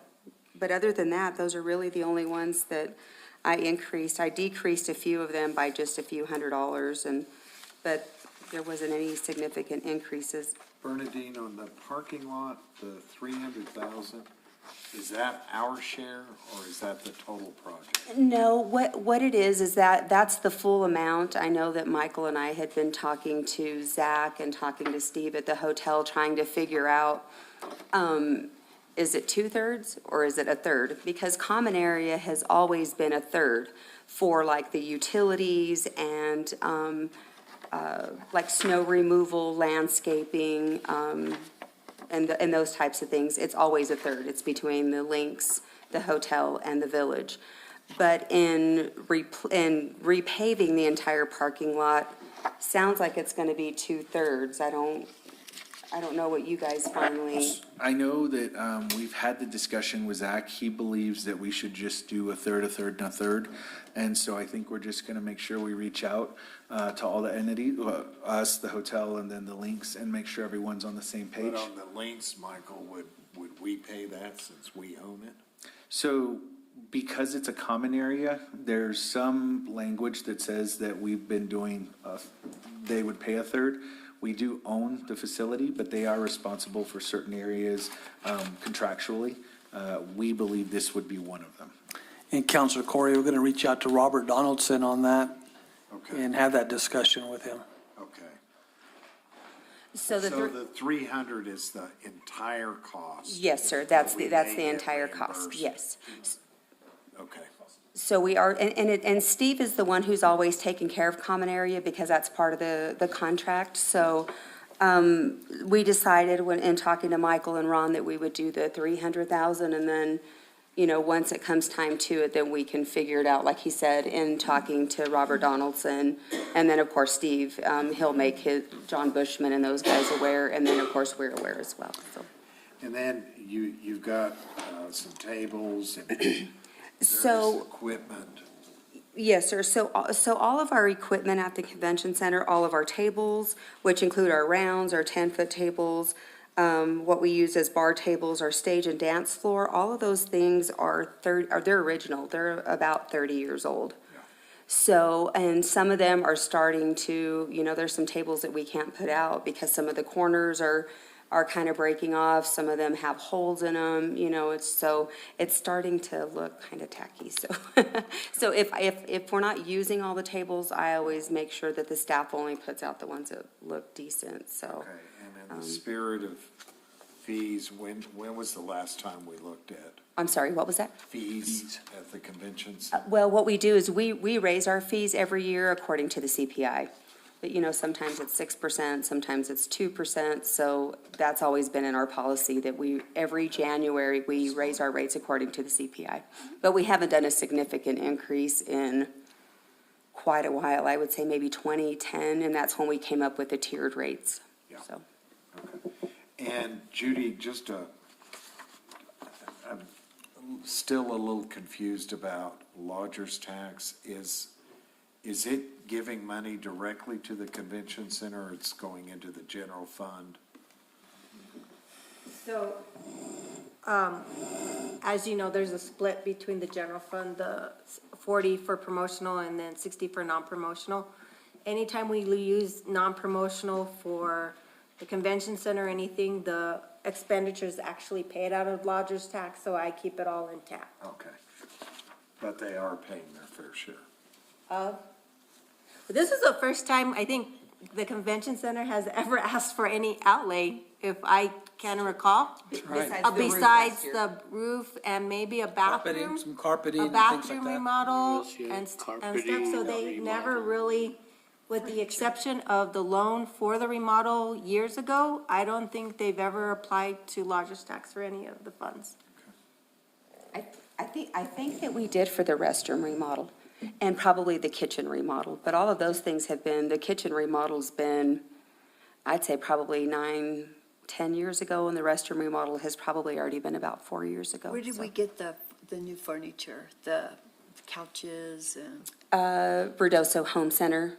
but, We paid out of the general fund. okay. Because Parks and Rec was always taking the money from lodger's tax, that there was really never anything for anybody else, so, like I said, this is probably the first time the convention center has ever come with a significant amount of improvements or replacements. And so this is, they're asking for the lodger's tax. No, this is actually already built in the general fund. Got it, okay. And Mayor Pro Tem and Council, a lot of what we're trying to get ready for, and as we get into the lodger's tax discussion, you'll see us trying to cut down and save some money. We're getting ready for 2025. Yeah. 25 is a significant year for us across the board.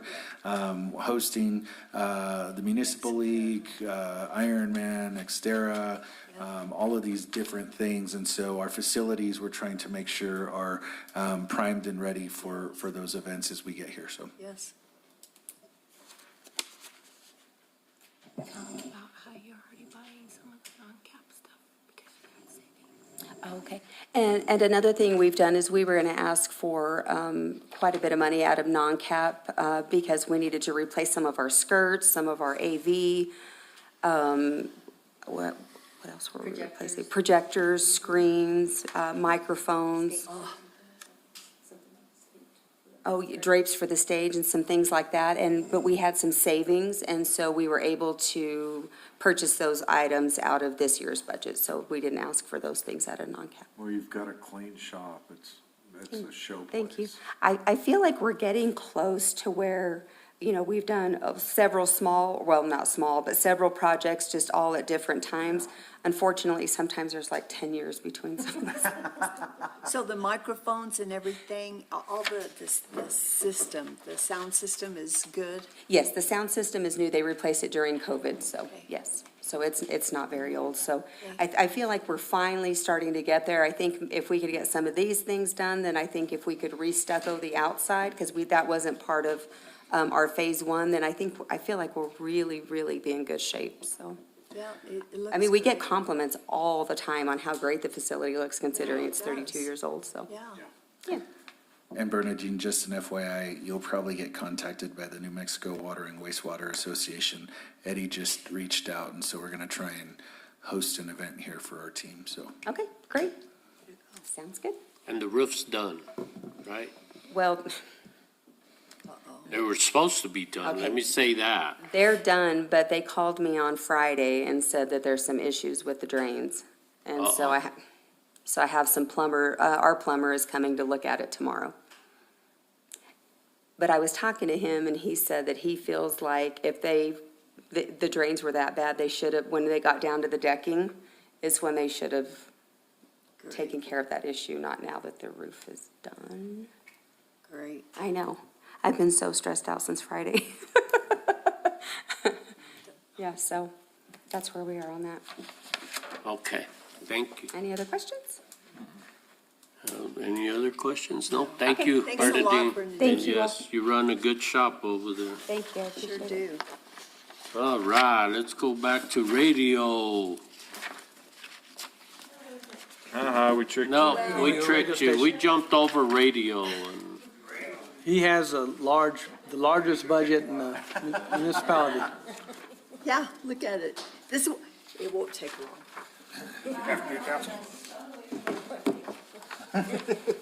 All right there, Greg.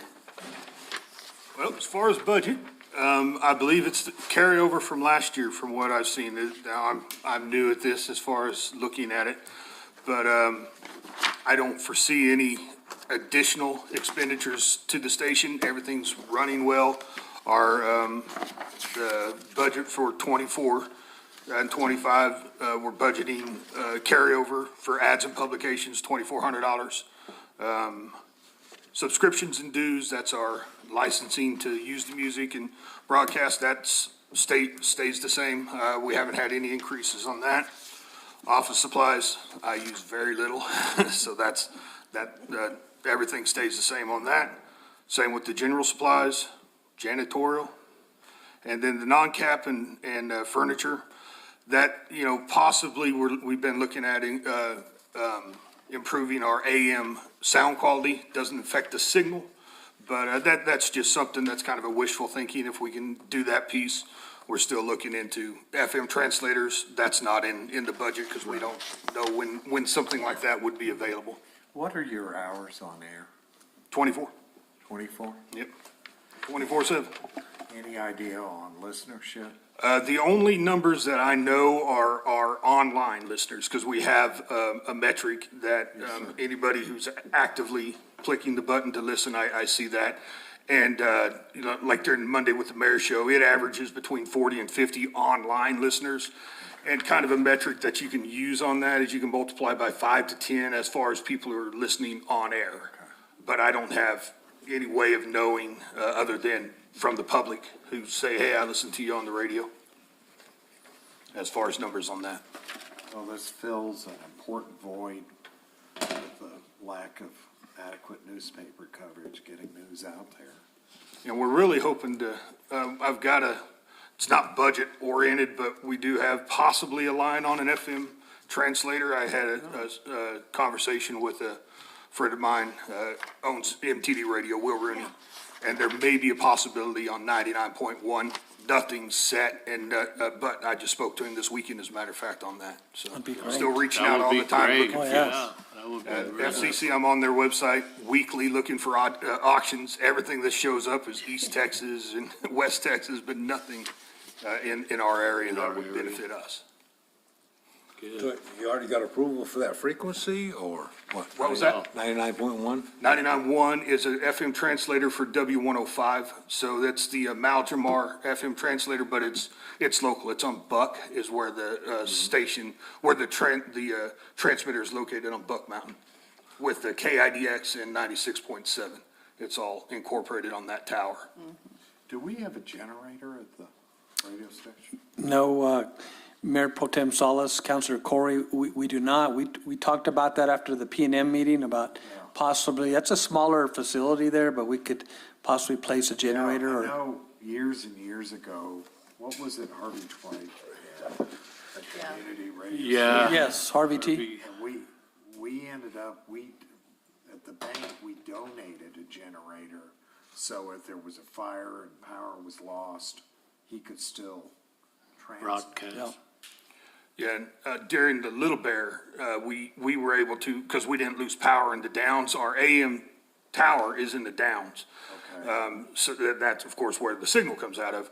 So we were able to use a small Honda generator. All I needed to power up was a computer and my board, so we were able to stay on air then. But yes, if we, P&M shuts down everything, the tower in the downs would be off as well. Maybe something. So McBride, we were down, We are right? building that into Yeah. our. You gotta have not only a generator for And then you, you all- but then your antenna has to have power. Right, also. and then you also need internet, because we stream from the studio to the tower. The one thing, though, in an emergency, is I can broadcast from the tower. I have a portable studio, little board, that if we had power at the tower, I could go plug in hot at the tower and just be at the tower broadcasting. So as long as that tower was on, we're broadcasting on AM. Cool. Yeah, because if we advertise that, turn Yeah. on KRUI for updates or whatever, and we're out, then there's nothing. But of course, then the thing you gotta remember too is people, depending on how they're listening, are they out in their vehicle listening? Can they hear? Cause, or are they winding up a radio in the Yeah, house? and 'Cause that's if they where- don't have power in the house, they're not hearing anything either. And that's where an FM translator would be nice, because FM is much stronger. I mean, our signal's generated in the Downs. It's a small powered AM, so driving around town, you get Yeah. certain places and you can't get it. Yeah. But, yeah. See, I can't get the station on my car. I go online. Okay. That's how I listen. Right. is And a lot of people do online. listen to it online, so. I can't get it. Yeah, at the house. Can you, I do it both ways. can you get it?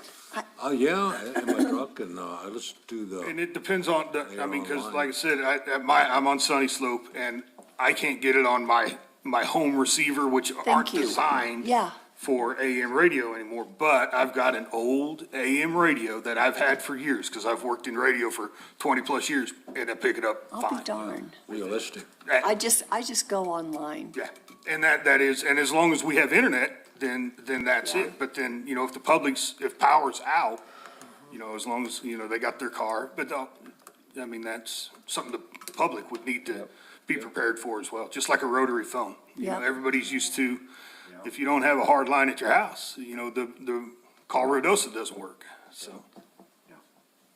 So going back to the tower, other than a generator, is it well-maintained? Does that need to Everything is be? working, without issue. We've got backup internet at the tower. So I've got both Windstream and TDS. So if one goes down, I do have the other. It's just a matter of making a trip to the tower to switch it. To switch it. But knock wood, all the electrical equipment is good. We haven't been struck by lightning, so everything up there is operating properly. So what would, I'm assuming the station would be priority for a generator? The tower versus would be, The actually be tower would priority. be priority right, because you got the or Because the, take the laptop. because we can use, like Parks and Rec brought up one of the small Honda Right. gas-powered generator, and I just left it outside and ran an extension cord to my board. And the internet, as long as the internet was working, which it was, then I can work the studio with just a small portable generator. Portable generator. But the tower would need, because that's quite a bit of power. Add a generator, Judy. And Mayor Pro Tem Add a Salas. generator to it. Mayor Pro Tem Salas and Yes. and members of the council, once, as Ron mentioned, when that PNM meeting did end, there was a direction that they wanted to use the radio station to alert people to. So it did jump on our priority list, and we're trying to identify what we need to get there so that you have a generator in case things go down. Okay, They help pay for it? I doubt it. We'll ask them. Yeah. Yeah, they'll Yeah, help the- pay for it. They'll raise all our rates. Yeah, they're It doesn't work like that, does it? saying, yeah, we'll pay for that. Any other So, questions? so just as a forward thought, could you spec out what a generator, what size? you I want? have not. Eric Queller and I spoke about it when we were looking at the emergency, I forget what Yeah. the handbook was. We spoke about it, but it wasn't priced out. He was, I believe, gonna look at that, but I don't know that for a fact. So that would be something I think we would ask of you or him. Okay. Just so in the get event it. the money falls out of the sky and we go, Right. you know what, we talked about I'll getting a reach out to generator for my that engineer, tower. because See he'll what know it the would take. power, That's the one of those requirements that things we would need. God forbid, Yep. there's a fire catastrophe. Right. And we look back, oh, we didn't have a generator. Yeah, we don't want to do that. Again. Right. Well, you guys Another remember thing that with the fire that none of us want to see. Starting MTD Radio is based out of Lovington, and their towers are on Buck, and that's kind of who I've been talking to with 99.1. It's where I worked with. As long as Buck has power, they can broadcast. They're not in Ruidoso, so we do. That's an emergency. That's always there. I mean, granted, that's not But then you gotta communicate with them. exactly. Got to be able to communicate. to And them. that's when your, when your cell phones are Exactly. down and we're all going smoke signal, That's where everybody should have a landline, Yeah, which I do have a landline at the tower. And at the studio. I got a landline, but I gotta be home. People don't think about it. Yeah. Thanks, Greg. Any other questions? No, thank you. Thank you. All right. Great. Appreciate it. Thank you. Doing a good job over there, too. Yeah, very good.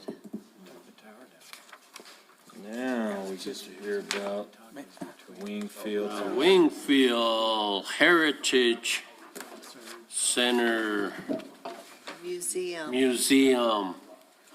You brought a box. I thought we were getting handouts or something or prizes. You all. Yeah, I was all ready for that. Kids, Show and scissors, it's tell. not very exciting. Darn it.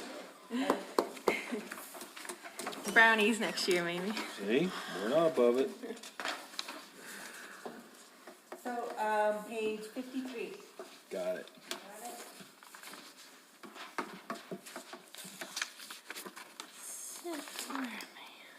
So remember, it's gonna look like it's really a big increase, but we didn't know in the current year was our first year, and we were still in construction, so that was just a stab in the dark, so. Yeah. I think now that she's been working, we're gonna see an actual budget. This is almost, we're created from scratch, so.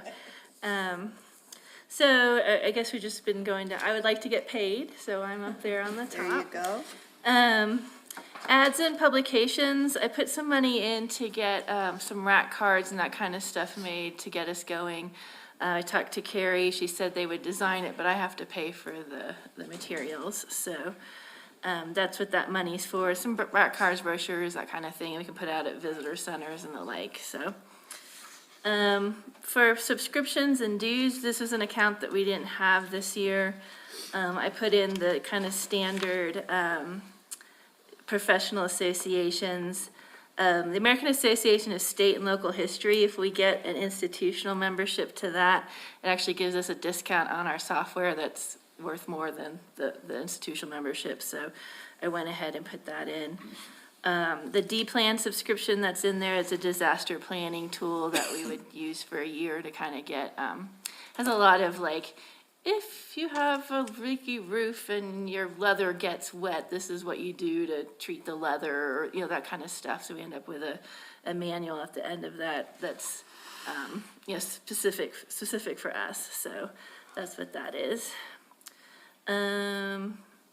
Postage, general office supplies. I upped the office supplies, assuming that I'm gonna have some volunteers coming in and I'll be needing to get supplies and whatnot for them. General supplies, I broke that down. We do need archival conservation supplies. Those are our acid-free boxes and plastic sleeves and stuff.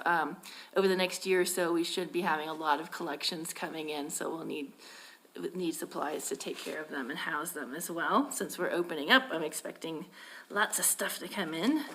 Exhibit supplies, we're gonna be building out exhibits.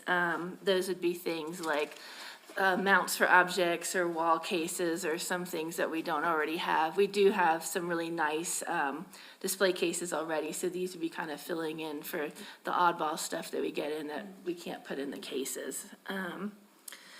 Program supplies, I put in $200 a month for buying supplies for educational programs and that sort of thing.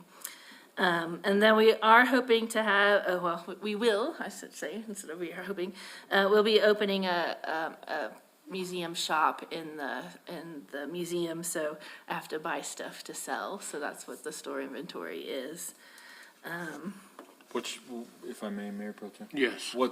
What does that look like? Riodoso trinkets? Yeah, Things your like that. typical tourism magnets, whatnot. Stickers, postcards. I'm also looking at kind of setting up like the Wingfield General Store and having some kind of retro toys and, And some shirts with some really cool shirts, sayings. yeah, shirts, mugs, old-fashioned candy, that kind of stuff. So you're gonna sell those suction cup at bow and arrows? Yeah, so everybody can walk around with slingshots. Are Take we your- going to be charging an admission fee? Yes, it's not gonna be much. I've been kind of looking at what the other comparable museums around here are. They're going about $5 adults, $3 seniors, and under 12 for free. That's probably about what we'll do.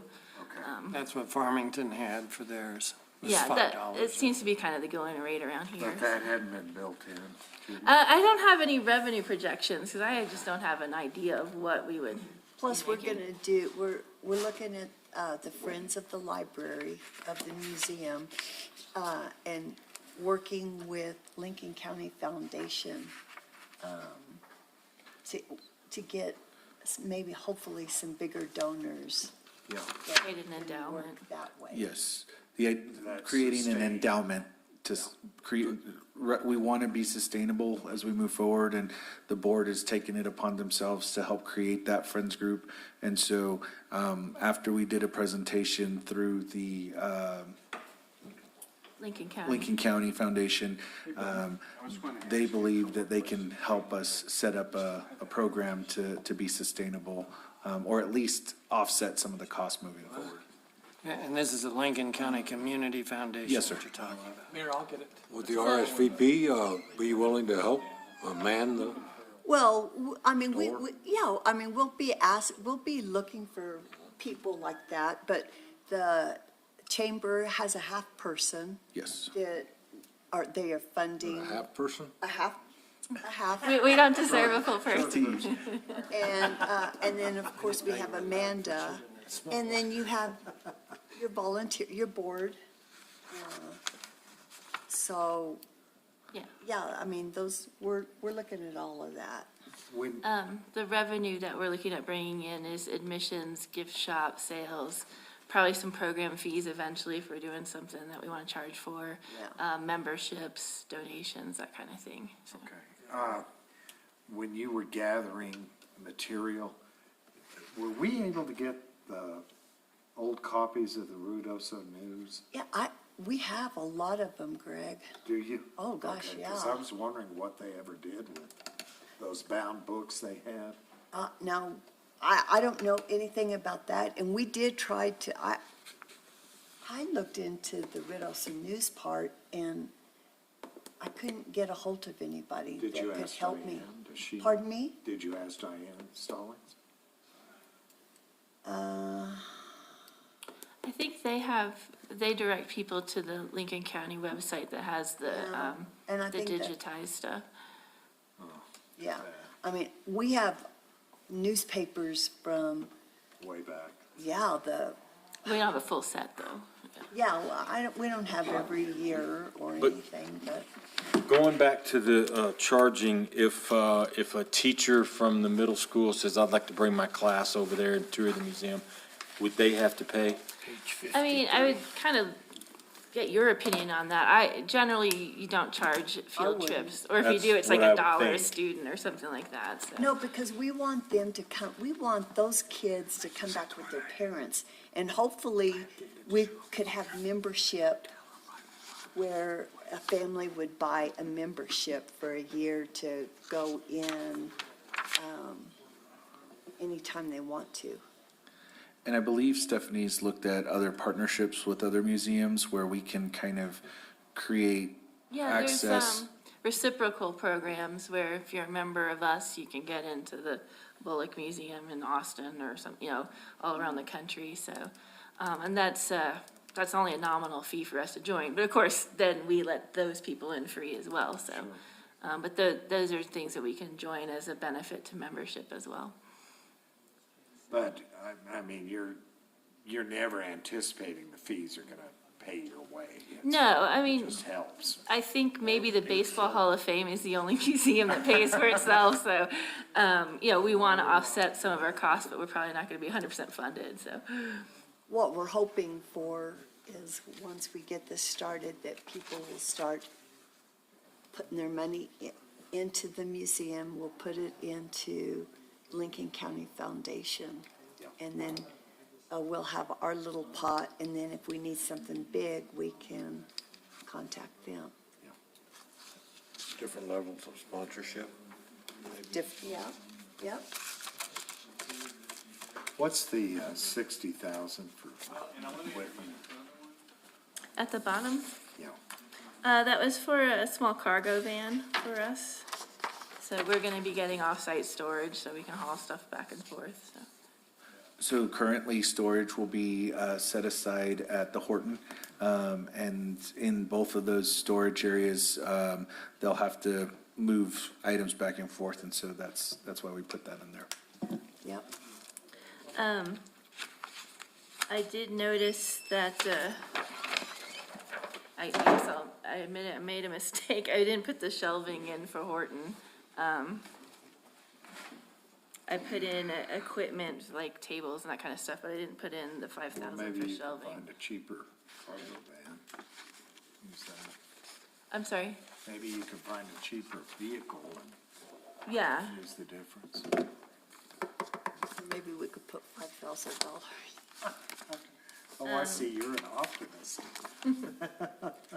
Is there anything else? Do you want me to keep Glasses going or half full. Yes. go through stuff? think or just that's kind of see?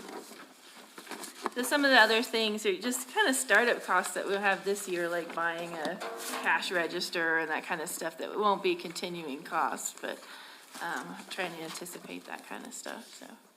Cause then, as we talked about, making payments, she's gonna have to have some sort of card reader, right? And all that stuff to take card fees as opposed to money.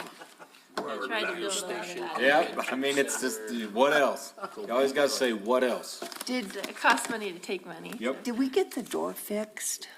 They came through and fixed it, and then it was really blowing yesterday, and it wasn't as loud, but it's still blowing, so. Yeah, we need Maybe sooner to talk Winfield to Church. about It hadn't that been again. windy enough for me to test it. And then the knobs for the kitchen, for the cabinets. Oh, yeah, we need to do that, so, I'll reach out to Zeke. yeah. We still got wind blowing in that side door. That's that- what we were talking about, yeah. It's about half as loud, but it's still annoying, so. And so what, Stephanie, I don't want to put you on the spot, but are we, what are you thinking about opening? I'm shooting for the end of summer. Or the end of summer? I think I can get most of this up and going in the next few months, so. We're not talking about next year, we're talking, Okay. I'm kind of in the chicken or the egg position where we don't have all the collections yet, so I'm just moving forward with what we have, and if we get something cool in, we'll rethink what we're doing, and I'm I still just don't want waiting it to on be that. closed forever. Yeah, I'm still waiting on the Eve Ball collection for Okay. her to call us so that we can go Go over over. and take a look at And that. then Reed Sturman has some things that he wants us to go over and look at. Okay, and we've been getting stuff in the last month or so, we've gotten some interesting stuff in, so things are moving along. And then, what about Bill Cornelius's, is he gonna donate some of his stuff? He would like to get us stuff, and I talked with the Hornado research people as well. They said, oh, we have a garage full of stuff, we can hose it off and get it to you, so, we'll have plenty, apparently it came out of the ground and got stuck in a garage, so, we'll have plenty of the Mogollon period, early Okay. history stuff, so from that, there's a dig going on here in town that they've offered a lot of the stuff up from, so. What did the Downs do with, Still there. is still in the? And so they're in default. And so it's supposed to, the building was supposed to revert back to the Hubbards and all that stuff that was in there. If it's not a museum, it's supposed to go back to the, whatever the lady's name, Sperling. Sperling Collection. And they haven't done anything. They're breaking all the rules, and Mrs. Hubbard doesn't want the building back. Number for you. What happened Okay, to the yeah. gun collection? What happened to all the collection? Yeah, well, it was the gun I'd always heard was the high ticket. Well, that and the Maria pots. Yeah. There were cases of Maria pots, which are priceless. Maria Potts. Maria Martinez. Black, fired underground. They're classic, they're collectors. You're lucky to find one that isn't broken. These were in crates that were already packed and unbroken. It was part of that Sperling collection. They didn't even know was there until they got the collection. Popped the cases open and voila. They would have probably paid for the collection. But they still have it all sitting there. And the roof is leaking and the foundation and. That's too bad. That used to be such a beautiful It building. was. Not all their stuff would be appropriate for us, but they certainly do have some stuff that we Just a have. few little things, yeah. Any questions on anything, or? Great job, Stephanie. What would it take to open up July 1? Probably more than me working on it. If I was to get with Bill and yeah. get a bunch of stuff there and bring a table from the convention center and lay it out, and I'm just thinking we're in high tourist season this summer. I could At get least to something get open. something to get Yeah. flowing and people talking is all I'm getting at. But you don't want to do it to where people go, oh, this is. kind of- Half-ass. Yeah. Yes. Yeah. That they don't want to come back. This is cheesy. a technical term? Yeah, it's cheesy. highest level. You don't want someone to walk in and go, oh. Little aluminum. Yeah. You know, there's some things that I'm still up in the, I don't know how long it takes to get set up for the point of sale system and that kind of stuff. Exhibits wise, I could get something up on the wall, but I don't know. It wouldn't be proofread or, I was just asking. Yeah.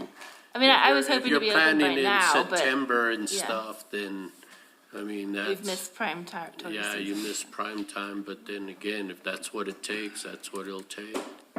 And, it's taking me kind of longer than I expected because I'm used to working with a team and not by myself, so, but, Now you are a team of one. yeah. Team of one. I always say, Or a we're wolf doing pack this and of we're doing one. that, but it's It's the you. royal we. Stephanie, you gotta get your attitude. And Amanda has been helping her. a lot. Yeah, Amanda's been great help from the library. She's been helping. She's kind of trucking along with getting a lot of things cataloged while I'm working on other things, so. Well, Do we holler- need to start following up on our contract with the chamber to bring in that half body so that you Yeah. can start working on those things? Okay. Yeah, That's a good point. Yeah. Yes, sir. a whole body would be less messy, but. Yeah, we have that budgeted, so we could, Yeah, no lie, that would be great. Yeah, if they've been slacking, tell them you want a whole body for a while.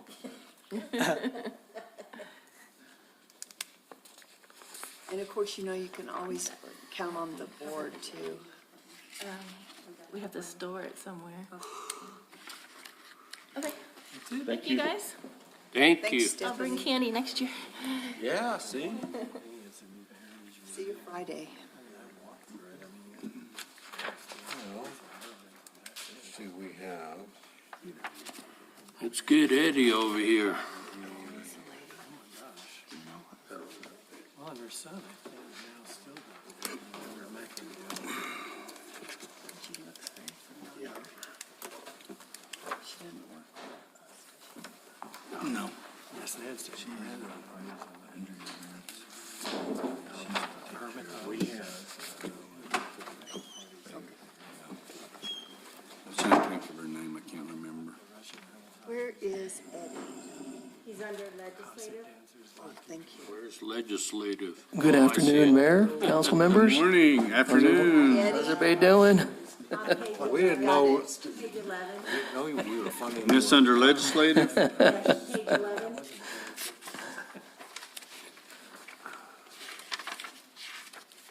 And this is another, department that we had a stab in the dark with, so the current budget isn't a true reflection of what he's requesting this year.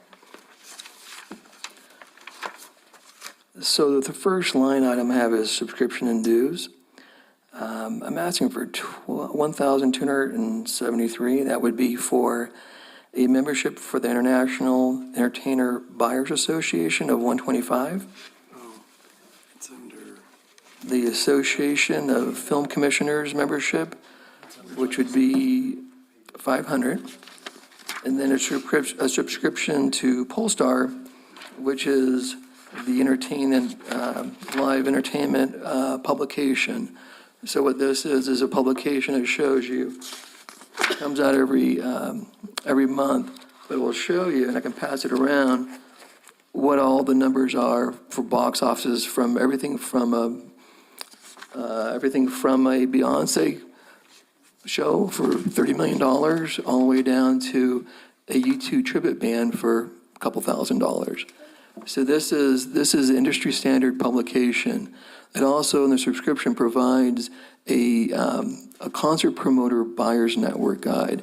So the idea is to work with like Live Nation, AEG, go to these conferences, get them educated about Ruidoso, because when you go online, you type in Ruidoso, New Mexico, there's only two venues that pop up, Into the Mountain Guards and Into the Mountain Guards? and Into the Mountain Guards, Into the Mountain Gods, and a theater over in Alamogordo.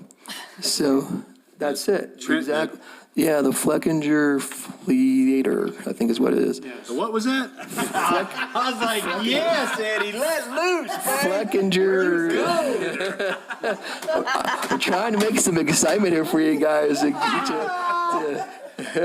all just a little punchy after a day of this. I know, I can imagine. It's been a long day. The Spencer Theater.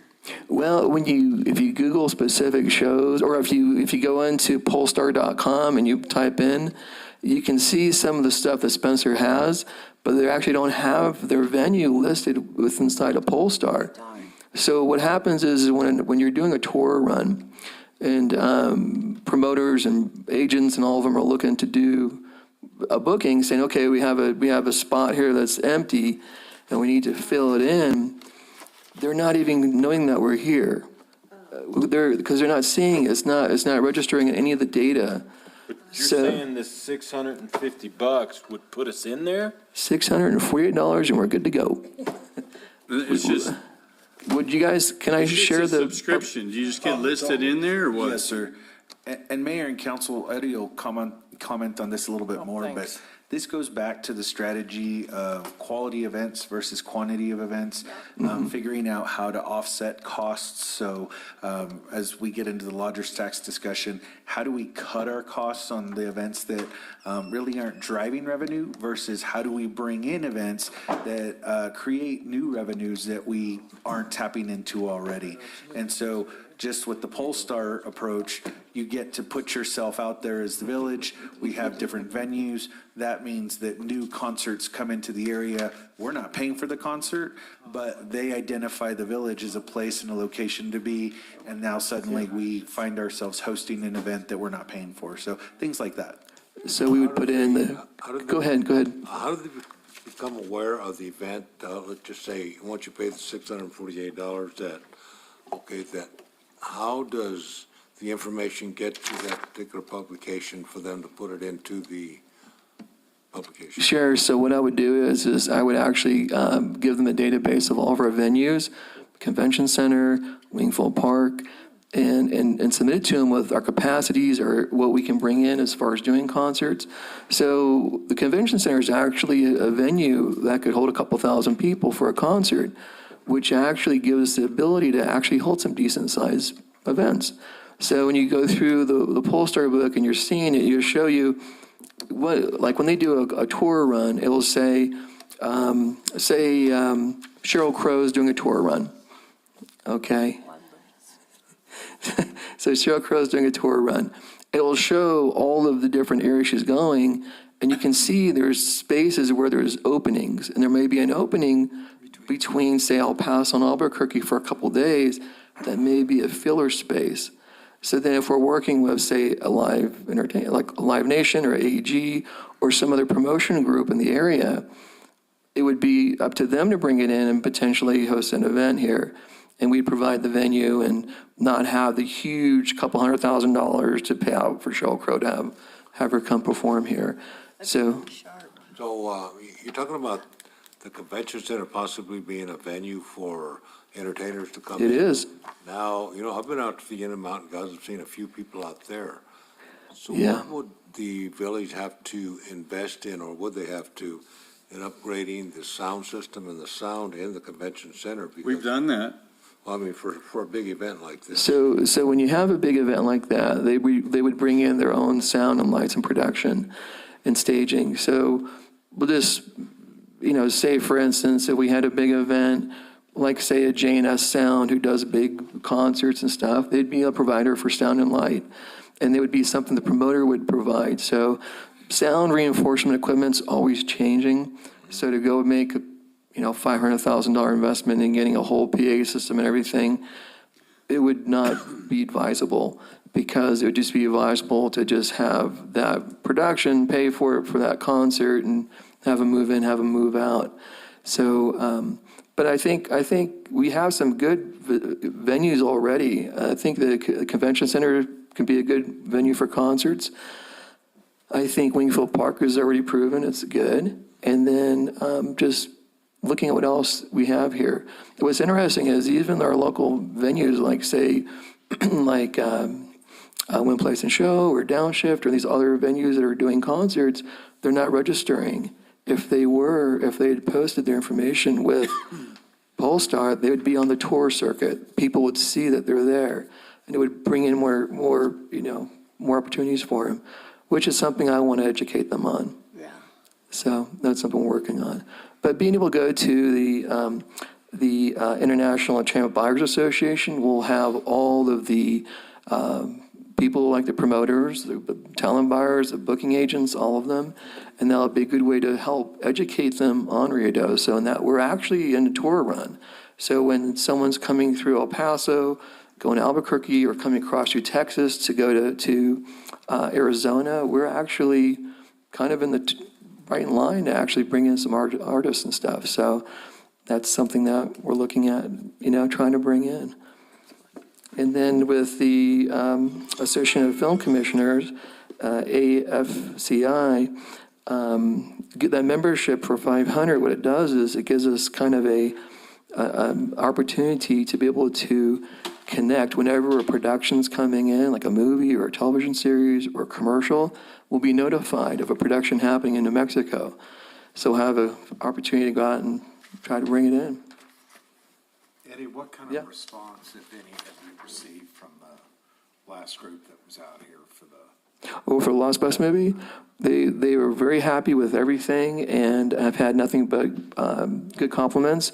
They've even said they want to come back possibly in the next week or so to do some B-roll footage. It won't be Matthew McConaughey. I'm sorry, it will be his double coming in. So, yeah, right. So, right. It'll be his double. So They were happy.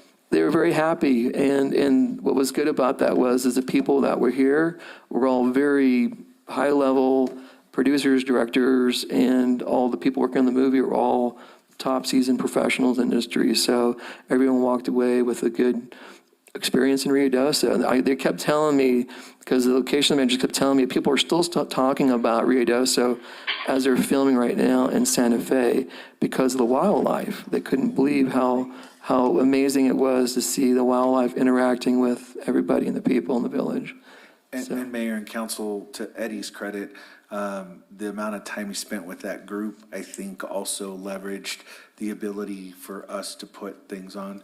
I would never want him to do that again, but no, the interest, I think, from the film industry, there's been discussions of, can we create green stages? Can we create these smaller studios where we can encourage and engage these groups to come into these areas? I mean, we even heard communication that said people don't necessarily want to go to Las Cruces and film in that area just because of the safety concerns that they're starting to have or the crime issues that they're starting to have. And so it is a possible industry that we can tap into in the future. It's actually pretty significant, I think, and it's rearing its head immediately, which brings up a whole nother set of issues, but it's definitely something we should be aware of. What about the impact? Have you received any numbers like from? Yeah, I'm working with the New Mexico Film Office right now, and they're helping me with putting together some numbers and stuff. Okay. So once I have their information, I can share it with everybody. Okay. Yeah. Did they tap into some tax incentives with it? Oh, yeah. Up to 40%. Wow. So where we're located at, we have a special rural tax that gives us a 40% tax incentive. So in Albuquerque and Santa Fe, they can only max out at 35. So it's, I mean, it makes a big difference, especially when you have a $200 million movie on something like that. And the fact that we have so many natural locations here, we could be anywhere, Europe or Northwest, Northeast, or anywhere. And that's something kind of special that, is pretty unique in New Mexico. So Eddie. Yes. thanks for all the hard work you did on that movie there, but I just wanted to ask, I don't know how much pull you have with those folks or the movie as far as what the releases, but Ruidoso tends to always be somewhere after the first releases, maybe a month or this and that, and people will travel down to Alamogordo to go see a movie. And it might come here later, but they've already gone to go see it in Alamogordo. Is there any way that you can pull it that when it gets released, it could be Apple TV. here? No, it'll be at the theaters, what they said. It'll be at the theaters from what they're telling us, yeah. That way. Eddie's already pitched them, can we have a premiere? Yeah, exactly. Yeah, I've already started that conversations We with want some them. POP too, What is that? point of purchase, we want some posters, signs. Yes. For the museum. Popcorn, we've got. Oh, I want some of that butter popcorn up there. But Eddie was all over that, trying to get them to.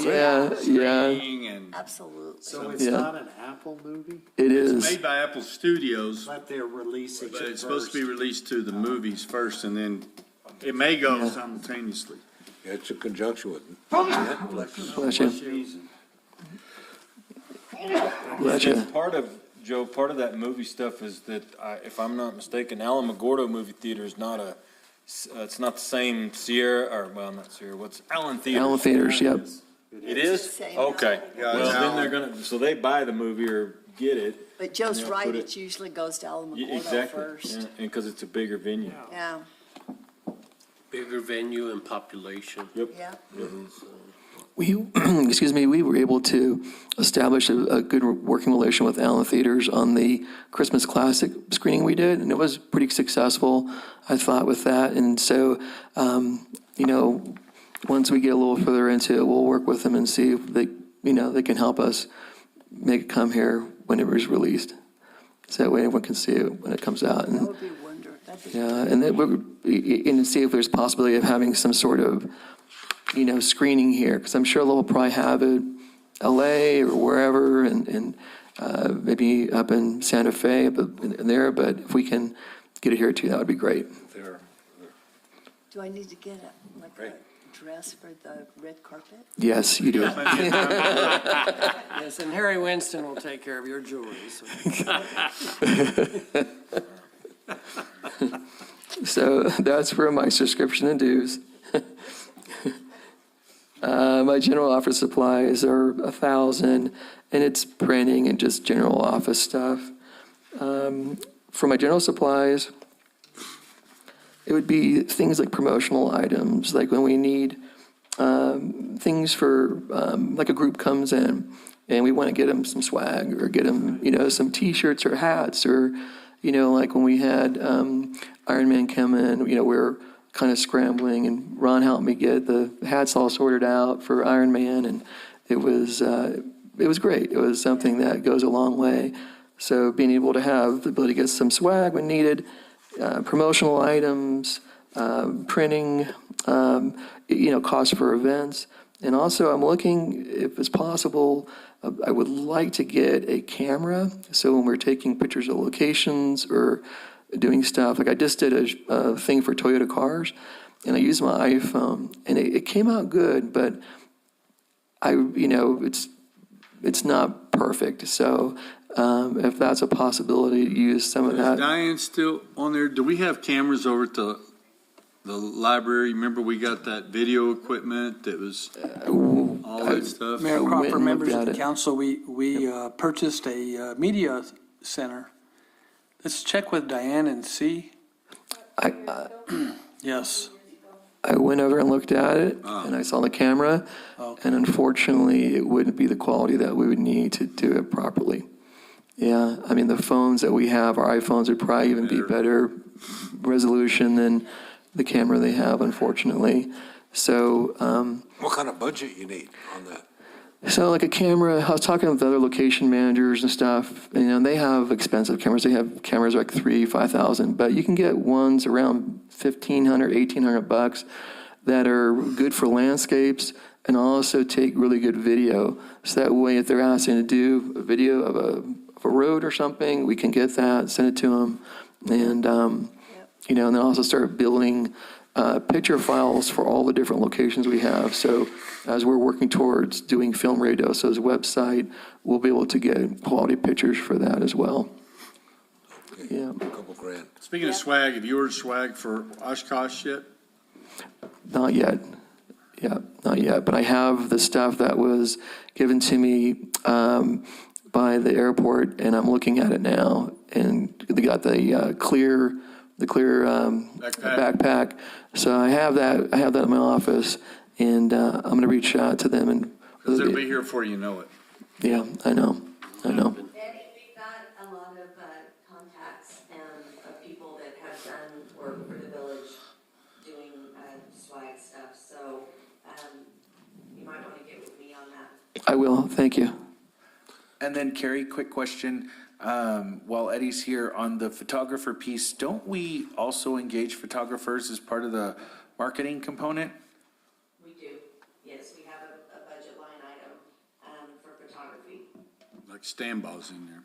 Okay. Right, it's like, and they, you know, it's for, we have a certain ad campaign we're doing, we send them out for that, and whereas I think if I'm hearing there's kind of a difference from, that and what Eddie would need to show to studios or location scouts. Okay, so this wouldn't fall under that category. Yeah, they will call me up and say, hey, what's happened in the last 2 car commercials? They've just called me up and say, hey, we need a locations deck, you know, for these kind of areas and scenes. So then I have to run out and try to put together like a presentation for them with different areas or different shoots that they're looking for.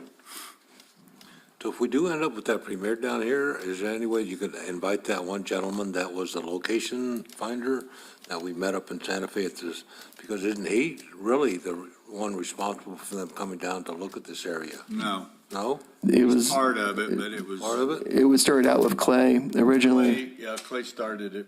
Yeah, Clay Paris, and then went to TC, and then went to Greg, yeah, and then Anthony, yeah, so it had gone through a handful of different people. You know, and the guys who originally started with us, they're already working on another movie, a Coen Brothers movie. So the location managers go from movie to movie to movie, and the whole thing is building relationships with them, so that way they know about Ruidoso, they're educated about Ruidoso.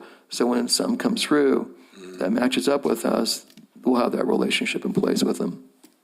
All right. Yeah. We take them to Casablanca and. We have. Set them down there in front of Phil Hamilton playing music, and.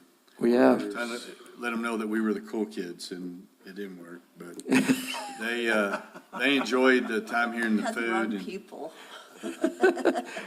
We took them to Quarters and some other places different nights, so we were okay. Oh, I wasn't there, that's why I said cool kids. We're cool kids, come on. Yeah, we're good. Yeah. So what are you doing for a vehicle? That's what I want to know, because you're driving all over. Unfortunately, the vehicle I have has I don't know, the smell inside of it. Oh, it's yours. The village vehicle that I have, it's the old police vehicle, or police car. It's which one is it? It's Mayor Council, he's driving the KRUI wagon. And when he needs. KRUI wagon. Yes. Sir. It's what is it, an old Ford Explorer. from the police department that was And it makeshift and repurposed? Yes, repurposed. When I first got the vehicle, it had all of the stuff tore out of it, and I had all these like undone wire connections, so I put my arm down and go, I get electrocuted. I don't know, something must have died in there or something. You don't put too much gravy on the story. We already feel your pain right now, so. Mayor and council, he's using the Suburban right now to take everyone around. Yeah. Especially when it gets to nice big to group. know. Yeah. So, yeah, when we've had groups come in, that I've been able to use a Suburban to take them out and show them and, do all that stuff.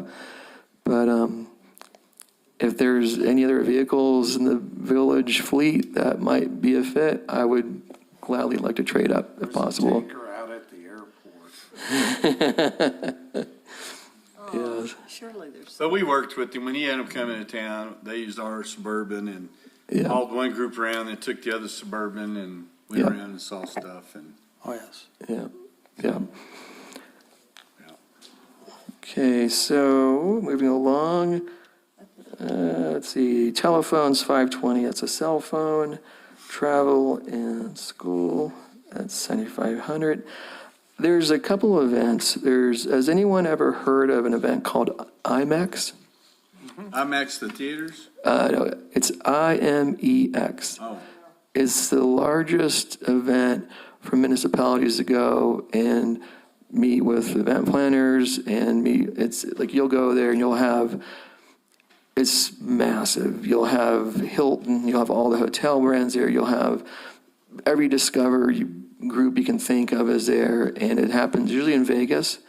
And I've been there a handful of times, and it's a great event to connect with people who are looking to bring in major conventions and stuff into different places. So IMEX would be a good event to go to and attend. And down the road, as we grow, potentially have a booth there. That way people can see, because you'll have people like, or destinations like Chattanooga, Tennessee, or you'll have all these different places having a little booth there, and they'll be handing out promotional items. But you have, groups that are hosting corporate events, conventions, trade shows coming through, looking for destinations. And they're talking to hotels, they're talking to Discover, incentive organizations. And so it's a good event to go to. So that's something I'll be looking at. And also an event called Teams. Teams is another big event that helps connect municipalities, villages, cities with large sporting groups and associations. So if there was an association of pickleball, they'd be there looking to talk to people who would be host destinations. So that'd be a good place to go to as well. And also going back to outdoor rec again. So looking at those events, training development, just working on whatever things pop up and working with Mike on things he would like to see me get involved with. And that's it. My budget, $16,293.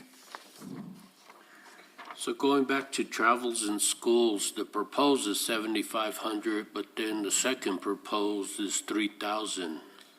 It is There was no decrease, so we didn't go up, but I can bump it back up. to 75, okay. And then also, Eddie, on that 5,000 for general supplies, that'll cover your camera and stuff, plus what you're needing, or do we need to bump that up some more? I'll bump it up to that $1,500 that you were saying it'll probably cost. Do you think to 18. 2,000? About 18. Yeah, I would go 2,000. 2,000 more? This year. Yeah, I just do it this year. I would. Oh, you could get it this year? Oh, yeah. Okay. oh, yeah. Run has to do it. Hey, Yeah. I'll use some of my contingency funds. Oh, there it is. go, that's Heartburn already. No contingency. So get that right away, Eddie. We just need to get your, Thank you so much. get Appreciate your it. proposal and let's Okay, see what you have. I'm still worried about the. great. We don't want to electrocute him. Right, and find them another vehicle somewhere. You are the new Rodney. The new Rodney. That is. Who's Rodney? Parks and Rec director, that he always come in and I need got a what he wanted. vehicle. I just told Eddie, them I you shouldn't- feel you like shouldn't- mom and dad sitting in front of like the grandparents right now. Like we said no, but no. Eddie, you shouldn't feel too bad. The genre of that Explorer was also known as the Exploder. but I The won't go into all Exploder. that. So, Councilmember Jackson, so you're familiar with the vehicle I'm driving? Yes, I am. Okay. All the more reason to be concerned. Yeah, we got to get that taken care of. Is there any other vehicles, like any other vehicles in the fleet that I No. could trade it for? No? No, Okay, they're all spoken and taken, gotcha. so we'll have to figure something out. Okay. Any other questions on any of the other items? What did we get? We got that little, the safety one for like 25? But here locally, We just did, yeah, we put out we quoted used, but they ended up, quoting a brand new one, Equinox. I don't know if that would, I guess it depends on what kind of vehicle you're looking for. An intermediate SUV. That's a nice car. Yeah. Yeah, the He Equinox. was like 25. I think if we can get a drive around for you to do what you need to do on day-to-day, that's fine. And then I'll make a deal with you, I'll switch, and you can keep the SUV whenever you gotta, or the Suburban whenever you got people in town, so. And Mike will drive the KRUI wagon. I suspect not. Yep, Yeah. two others is, you have them do unto you. Any other questions in regards to the budget? Good job. Thank you. Thank you. Thank you very much.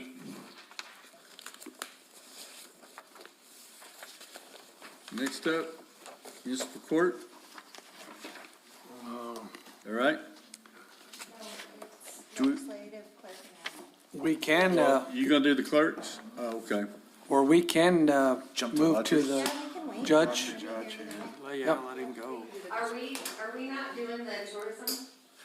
We were doing that, I think we just skipped lodgers, are we gonna go back through it? Well, she's here for tourism, we can do that right now. Yeah. What, now what are we doing? Tourism. It's So on, it's right behind Eddie. That's what I thought, okay. Oh, perfect. Page 68.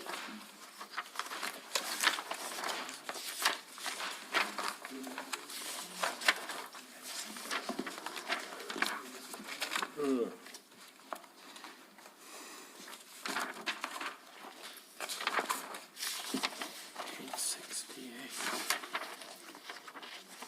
Judy, do you have anything that you want to lead off with on this?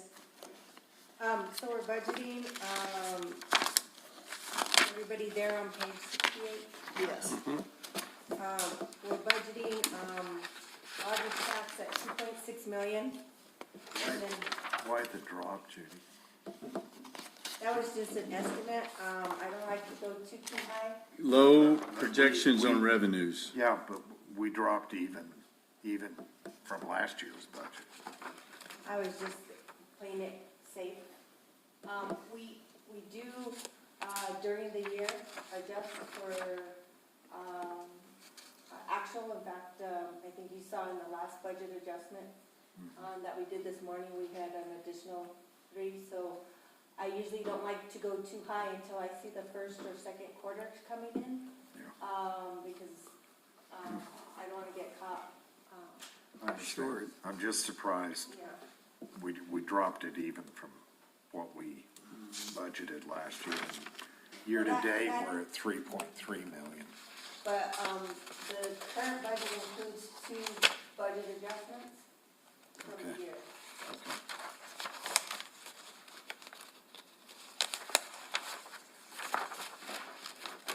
And then if you turn to the next page, you'll see some of the expenditures. What's the penalties on lodger's tax? I didn't think we had any arrears. Is it 100, what is it, up to 100, I'm not exactly sure what it is on time, but if they pay late. We Oh, don't have any that are like 6 or 7 months late, but we might have some that are a month or. oh, 2 that's late. late fees, okay. Yeah, but we don't have anybody that's Oh. excessively late. This is not us paying mayor, correct? This is what would come in. from- Yeah, what I'm saying is, I didn't think we had any late, lodger's tax payees, remitters. Some discussion I was in earlier that we didn't really have any, so these are late pays that paid the fees. So on page 69, the budget for services, marketing and advertising, equipment, those are all blank. Is that a work in process? Yes, because, the Lodgers Tax meeting is having their budget hearings, Okay, so that. May, so these were numbers will just be some. Dropped in later. Yes.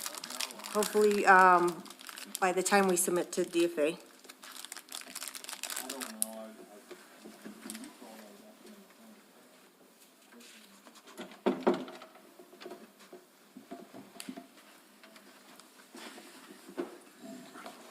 So Judy, do you want me to, is now a good time? 69 under tourism. Okay. So the two main line items Right behind that Eddie. that Right in we front of use Eddie the budget Wayne. for are, the marketing and advertising and the brochures, trade show miscellaneous. And so, what I had sent over to Judy, and Yvonne as far as numbers were, last year, we had 258,000 for the marketing and advertising, and that's everything separate from, what's involved in the co-op program. So that's Ruidoso branded, advertising, billboards, radio, TV, all of that. And so that's completely separate from the co-op, and so I sent over 243,000, as a starting point for that line item. And that also includes, we're in the process of, finishing the research on the municipality widget, the 311 widget, and we had that budgeted in this year's budget, and so I left it in next year's budget, just because of the timing, it'll probably kind of straddle that line. So I don't know how that works, Judy, in your accounting world, if I did that right or not, but that is also what's included in that line item. And then for the co-op program, what we're doing this year is we've been encouraged by the tourism department to increase our ask. And so just to give you a comparison point, last year, our partner commitment to the tourism department was about $277,000. And it gave us a total buy with, when you combined that with what the tourism department was putting out, of about $830,000. This year, when we had all of our meetings with them and everything and met with them to go over what is available to us, we actually made an ask for 1.297. And I had talked to Michael and Ron about this, that that would make our partner commitment to the co-op program $432,000. And if we got everything we asked for. So the way the program works is when we learn what they have awarded us, we don't have to agree that we're gonna take everything. So they're hoping to get the award letters out between mid-May and end of May. And so we'll know then what they've awarded us, and we can then go through and decide if we want to take it all, if it's possible.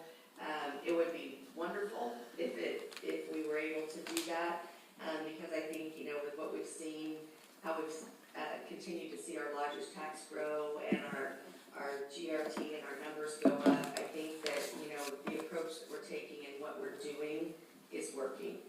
And I think the co-op program is a big part of that. Carrie, how does that stack up with other New Mexico communities? We're probably in the top 4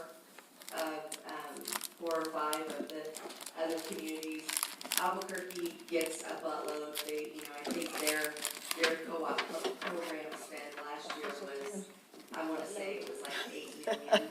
Yeah. And so Albuquerque, Taos, Santa Fe, they're all above us, and we're probably 4th or 5th. Okay. Was that an official term, a buttload or a boatload? We're doing that, we're just Well, it checking. depends on which one's bigger. Right. Take your pick.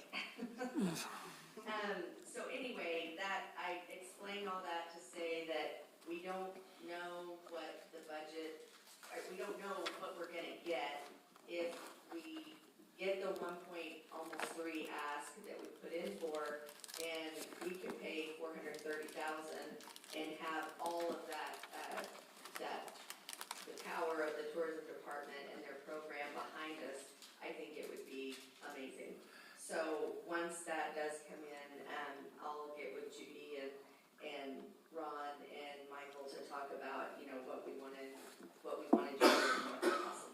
Who's running the tourism department at the state level?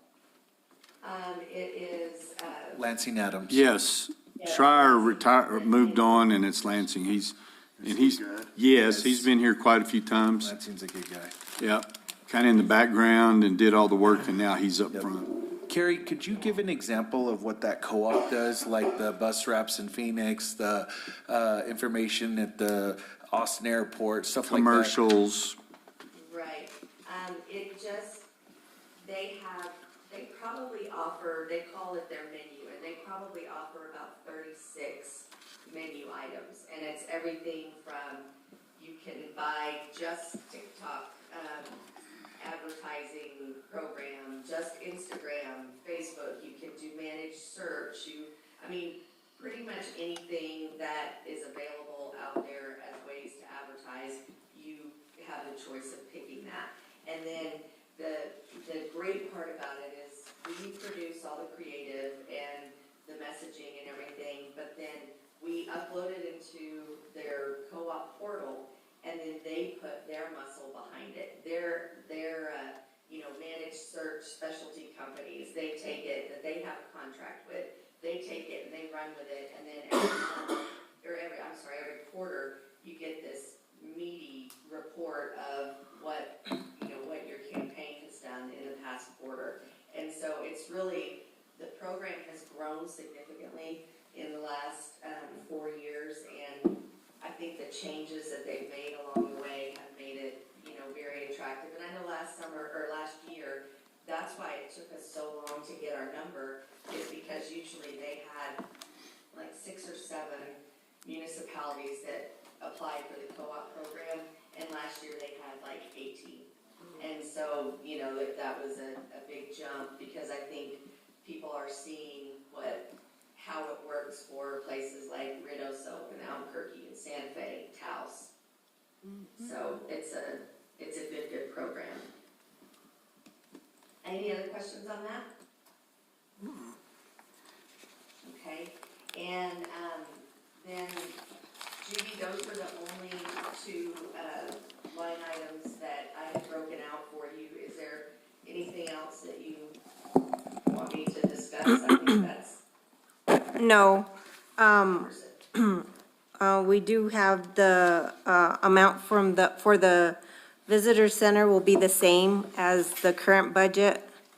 And I believe the media planning will be the same number, so we can plug those in.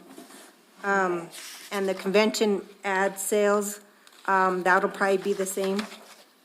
And the only question we have is, are we gonna renew Buxton? We were renewing something. We're gonna I renew didn't know if it's Buxton? Buxton or another brand that was more detailed. We were staying with Buxton. Carrie has been gracious enough to help connect us with Buxton, and we're looking at that economic development component that we had removed initially. We may be looking at placing it back into the area. I don't think, and I apologize, I don't think we incorporated that extra component in the economic development side of Buxton. Carrie, do you recall what that was? I think it was like an additional 30,000 that was removed from the item. Yes. And so that's the economic development component that includes, once you get your heat maps, what's happening, what's being spent down, what we're targeting. And so partnered with Carrie's marketing component into those ideas of what the snapshot is. That's really what we want to go after as well. And so we know who our users are. We know a lot of that stuff, and that's what we were looking at. Calendar financing for the chamber folks, we were going to pull one and put it over at the Wingfield Museum. Is it already figured into this? Yes, sir. That's Yes, sir, already it built is. in. That's the 227. Okay. Yep. And also, just to clarify, when I spoke about the brochures and trade show line item, that's where you have all the stuff like influencer visits, the visitors guides, the trail maps. And so in that budget, right now, last year it was 110,000, and this year, the initial figure that I gave to Judy came out at $111,000. So it's $1,000 more, than what we had budgeted last year. But, you know, if we need to move stuff around, I'm sure that we can, but that's, and Judy included in there, I've got like all of our memberships, like Ski New Mexico, the New Mexico Hospitality Association. I'm wondering, should we pull those into the subscription and dues fund? Would that make more sense? We can, it looks like there's only one though, right? Just the Ski New Mexico, And the New Mexico oh, Hospitality. New Mexico Hospitality, those two? Yes, I can move them. Yeah, okay. And then, also a big chunk of this 110,000 last year and this year is, this is the line item that we pay for the, webcams out of. And so it's a yearly fee of almost $22,000. So that comes out of here as well as, and then, photography and video. And then we also, I put in 30,000 for, promotional items, like swag and whatever we need. So we've got that pot of money there too. And this pastoral in our current year right now, that's what we use that line item for, buying all the check presenters and the coasters that we've distributed and continue to distribute to the bars and restaurants around the community, and they love them. Yeah, we saw the cattle baron had a Ruidoso. So does K-Bob's. Oh, do they? Yeah, I took a El picture. Camino Nuevo has them. She, The, yeah. when you get your check, the little portfolio, it's got Ruidoso emblem on it. Yeah. Yeah, that's a I nice think touch. Susan wanted me to deputize her as part of my brand police because she sent me a picture of her calendar and she said, are they allowed to use this? And we gave it to them. We gave it to him, yeah. Carrie, have we had any issues with the webcams? Are they staying up? They've been up recently. We did have an issue with, I believe, Ron, they got water in the power supply and they were down for a month while we were waiting to get that part. And can I just tell you all, if you don't know this, people lose their minds when the Midtown webcam can be accessed, like to an amazing degree. Also, Mayor Crawford, members of the council, when the webcam was moved to by the restrooms, it had the forest, the trees on the cam, not the mountain. So we had to switch that over too. That was rough. Oh, boy. But it's, you know, I mean, it is consistently the #1 traffic page on the municipal website and Oh, the yeah. tourism website. So I don't know. I love it when it's snowing. Oh, yes. Yeah. And Andrew's been working on it.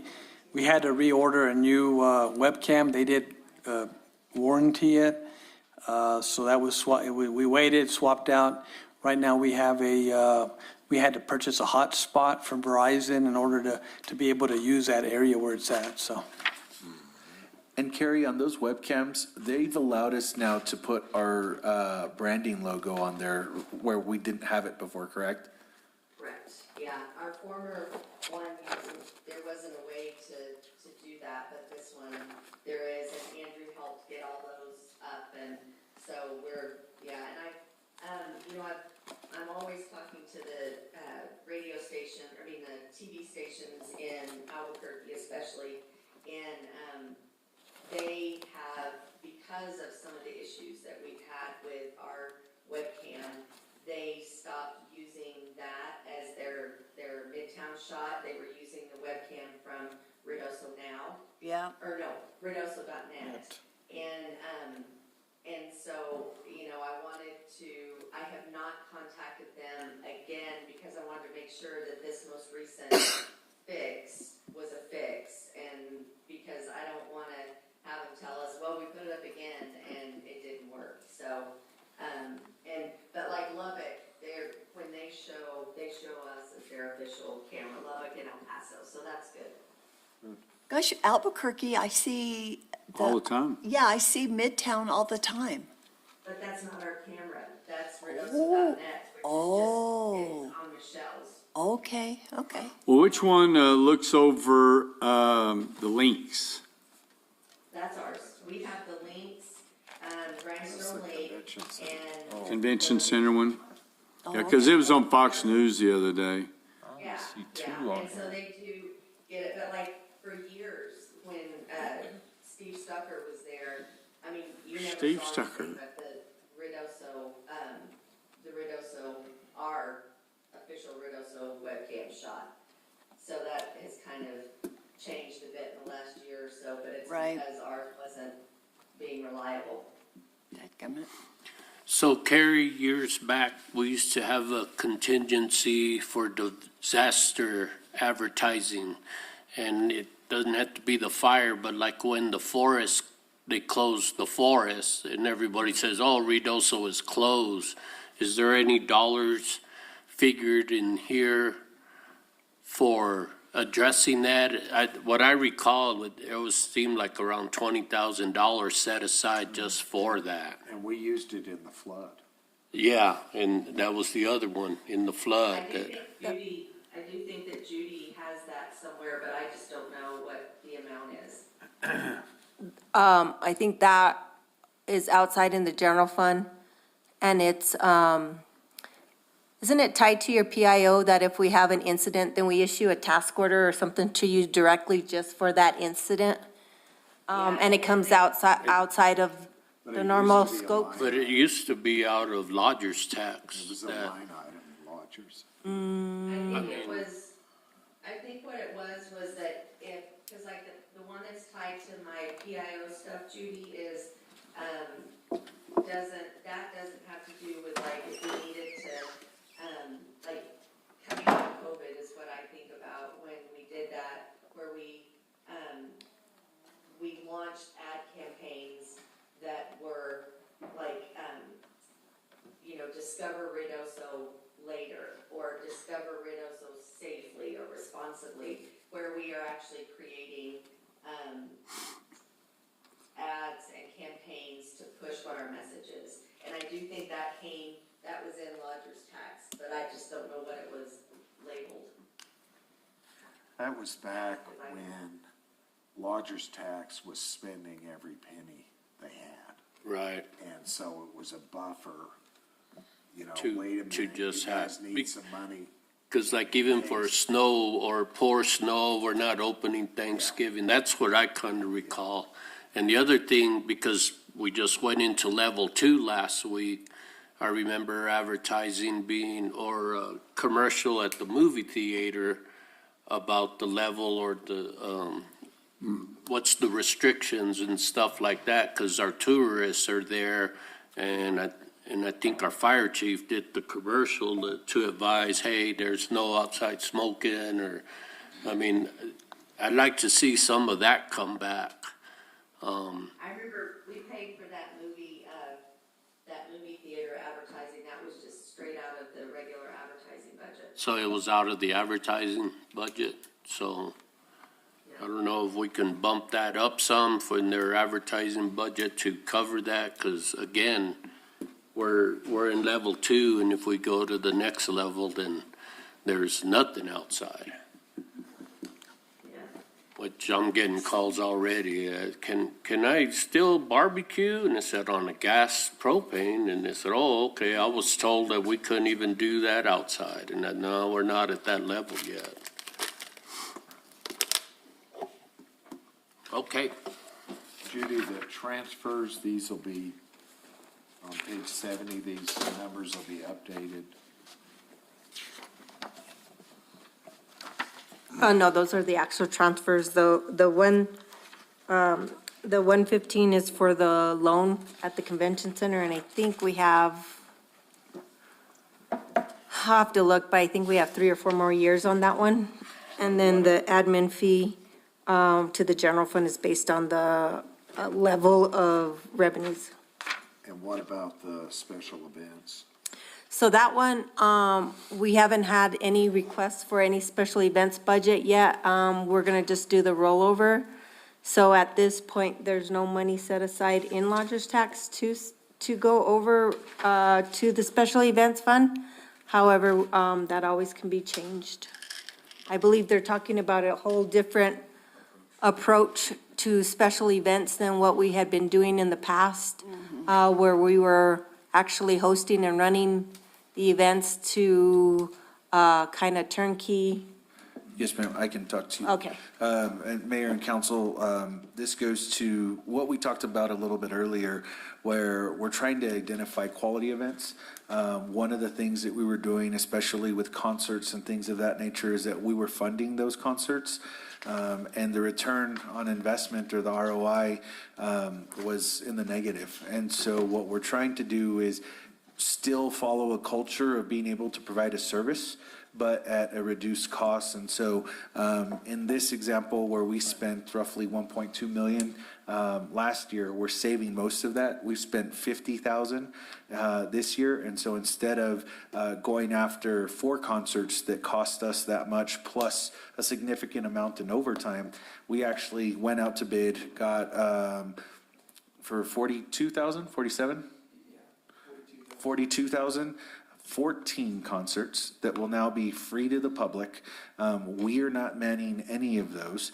They are actually going to be run by the private company and the private entity. And so we save ourselves a significant amount of funds.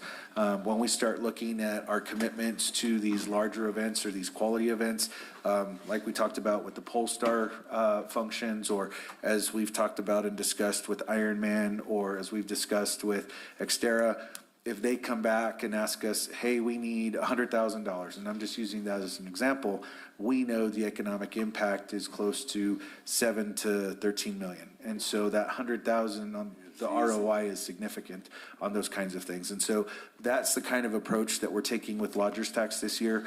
We want to make sure that we're funding events that, one, meet the goals as established by your strategic plan that you approved, and the marketing component that Carrie presented, and that's engaging our locals, but also engaging our visitors and tourists. And so that's the component that we're bringing back. Part of the other item that you'll see is instead of the adventure tours, we've been focusing on Discover Ruidoso. That's going to be a new component that Carrie's been working on and that we've kind of worked on as a plan. We should have that finalized here hopefully this week. And that's going to be engaging hopefully more people at a less dollar amount. We were spending $100,000 for 4 vehicles, where this year we hopefully plan to spend $30,000 with a significant number of prizes, a significant increase in engagement, those kinds of things. And so definitely taking a different approach on how we're working with our funds and what our end goal is for utilizing those funds. This events such as the drone show on the 4th of July, where is that coming out of? Parks and Rec, I thought. That is lodgers tax under special events in some cases, and that's been budgeted out. As Ron mentioned early on, in the one that happened for Christmas, Christmas, that was a full refund just because it didn't work. But we are scheduling those out of special events. About 60% of it didn't work, but. And so that's where you'll see those items being budgeted. And so once we have our meeting on May 21st, is that correct? We should be able to get that information back, and that's when we'll have heard all of the applications, all of the requirements, all of the submissions. So those May 28th. numbers will come back to us at a later date. You'll see those in the final budget that ends up getting approved moving forward. Will they come back at another time, Judy? They probably won't come back until after, The special meeting, right? no, because I'll be presenting my special meeting, the final numbers on May 21st, so it probably won't come out until the first budget adjustment in July. And then we'll present that to the council at the special meeting to approve the preliminary and final budget for DFA. In July or in May? No, this is on May 21st? Is that what we're looking at? Budget's due June 1st. I thought it was the 21st. No, it's the 28th. Oh, for lodgers tax? That one's for lodger's tax. They have a special meeting, I think, on the 21st. Let me take a look real quick. If I have the numbers, I can pop them in. That's not a big deal, but I just don't have the numbers yet. Just let me glance at them. We Well, you would have at least a few days to look at it before. It's a week after the regular meeting in May, so it should be the 21st. I'm gonna have to bring my swimsuit tomorrow. Turn the heat down. I don't think the heat's even on. The air conditioner on. Ruidoso Lot Shop. On, just. It's 75 degrees in here. Are there any other questions on lodger's tax? Good job, Carrie. Thank you. Thanks, Thank you, Carrie. Thank you, Carrie. Bye. Oh, here we go. It's gonna be a slight, Susan, just a moment. I smelled smoke over here. I thought Hooker was gonna break out into spontaneous combustion over here. Man, hot. Guys. Guys.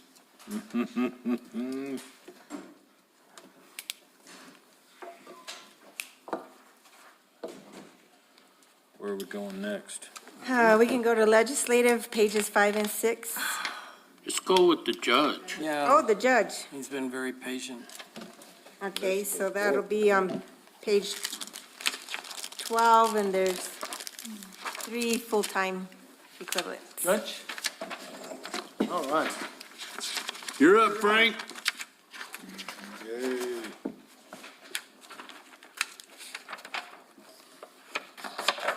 Municipal court.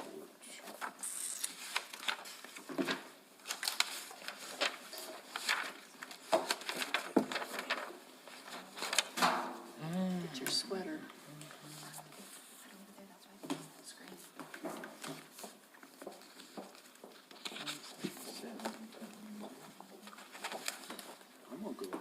Ron just adjusted it, didn't you? Yes, I put the AC on. From melting. 75 degrees. Oh, I know. Raising bread too. The AC is on now, so. All right. You can see Susan reaching. Believe y'all don't want little old me.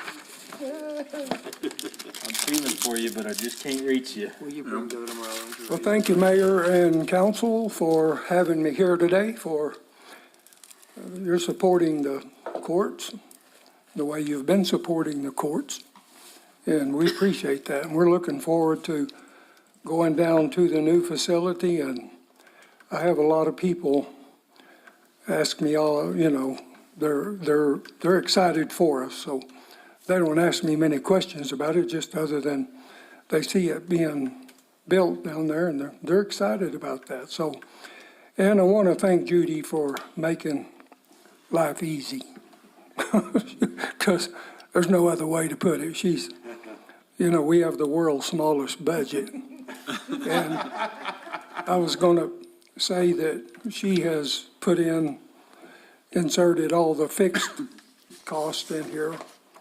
and then we did add some variable costs into the budget, but they're not really variable costs, they're all fixed costs, so. Judge, when you charge penalties and fines, where does that money go? The fine itself, Yes, sir. the money, that goes into the general fund. Okay. Unless it's designated to be, well, these fees will go away June 30th. We had a AOC fee and a educational fee and a correction fee that we used to charge. Those 3 fees were designated, they weren't our fees, they were subject to getting paid to the AOC. It used to be UNM, but then it ended up being at AOC. Administrative Office of Courts, The governance of the courts. Supreme Court. So we don't, So they're going away? No, they're trying to strip out municipal courts Yeah, altogether. let me give you some history on that, because when I was appointed judge and then elected judge, the Municipal Judges Association, which there's 81 courts, really didn't have a lot of presence. They weren't using their logo. They weren't really talking to Municipal League as a subsection, you know. So what we did, they appointed me to represent District 12, which is Capitan, Ruidoso Downs, Ruidoso, and then in Otero County is Tularosa, Cloudcroft, Alamogordo. So, you know, I talked to them and they had heard that I had some background experience in city government, and I told them, I said, everything you do, you need to do it through Municipal League. So we developed a report, and here's the New Mexico Municipal Court Annual Report. This is the first one, and it's a pretty extensive report. It tells what all's going on in all 81 courts. And we just finished 24 about a month ago. So that's for AOC and the Supreme Court also, and the legislature. So what happened, and the reason this book is so thick, is when basically, after our annual report, we got that put together. During the COVID, a lot of things started changing with the court, and they wanted us to go to hybrid, everything hybrid, remote, and we've done that. The new court is totally equipped with that. We can literally do what you're doing here. In a trial, we've done it back there, not in the mayor's office, but the breakout room in there. We've had trials in there where we have 5 or 6 online at one time. So we applied for a little grant and received about $15,000 to make sure. We bought a sound system that's basically wired back into the judge's bench, and it's a state-of-the-art designed sound system that costs $1,500. They don't cost much. They're remote. So what happened while all this was going on, they basically, in the Supreme Court's original report, they do a report just like this to the legislature. And what they did was ask for, to repeal the 35-14-11 fines and fees, which made up, there were about 16 different fines and fees in there on that. And those fines and fees made up $8,155,000 of fee programs, and then it also made up $8,400,000 of fee programs, and these were all fees that were being paid for by the defendants or the criminal section of our society. And by doing that, that cut out about $16 million in fees that they were originally, that was going to the state. And so then what they did, they asked, they basically adopted the Ferguson, Missouri, and the California approach on they think that the fines and the fees are a disproportionate impact on the poor, and that the poor is being picked on, and that, they want to do away with that. And so they basically adopted a program that's based around Ferguson, Missouri, and California.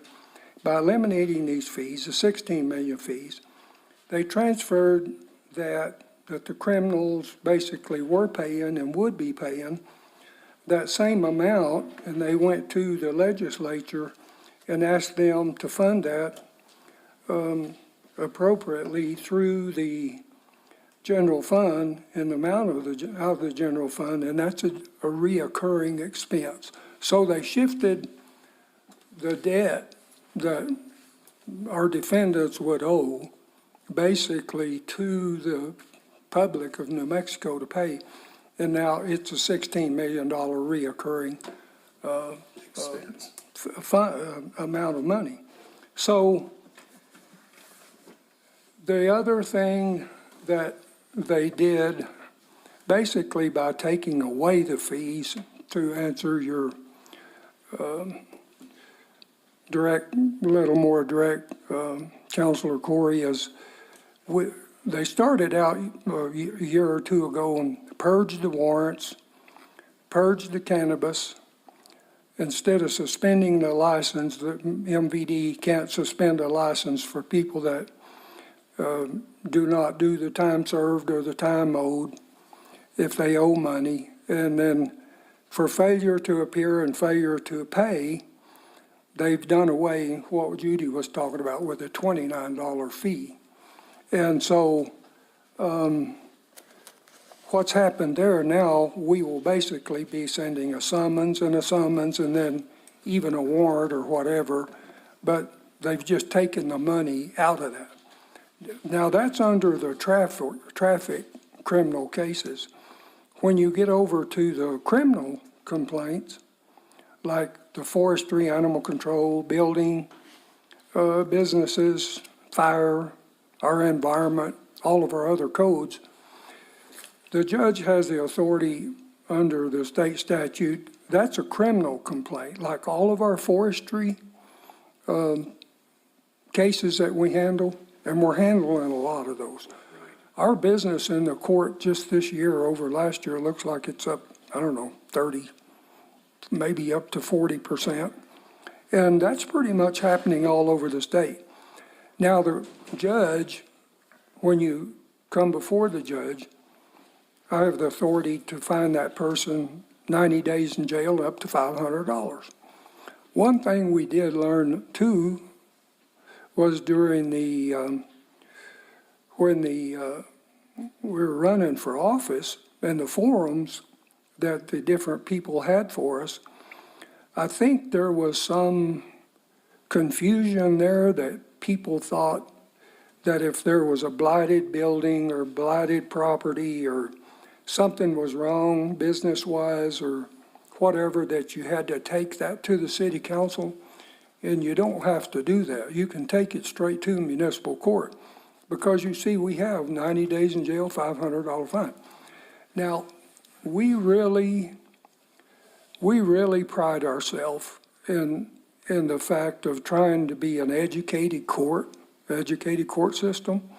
As you all know, I have some background in city government, so I have a foot up on the average judge as far as, say, the forestry cases, because you're dealing with people there that, they honestly don't even know why they're before the judge. Right. And a lot of times it's just a timing thing where, they don't get the notices. Or was dealing with the one this morning that they live in Utah and own a home, a big home here.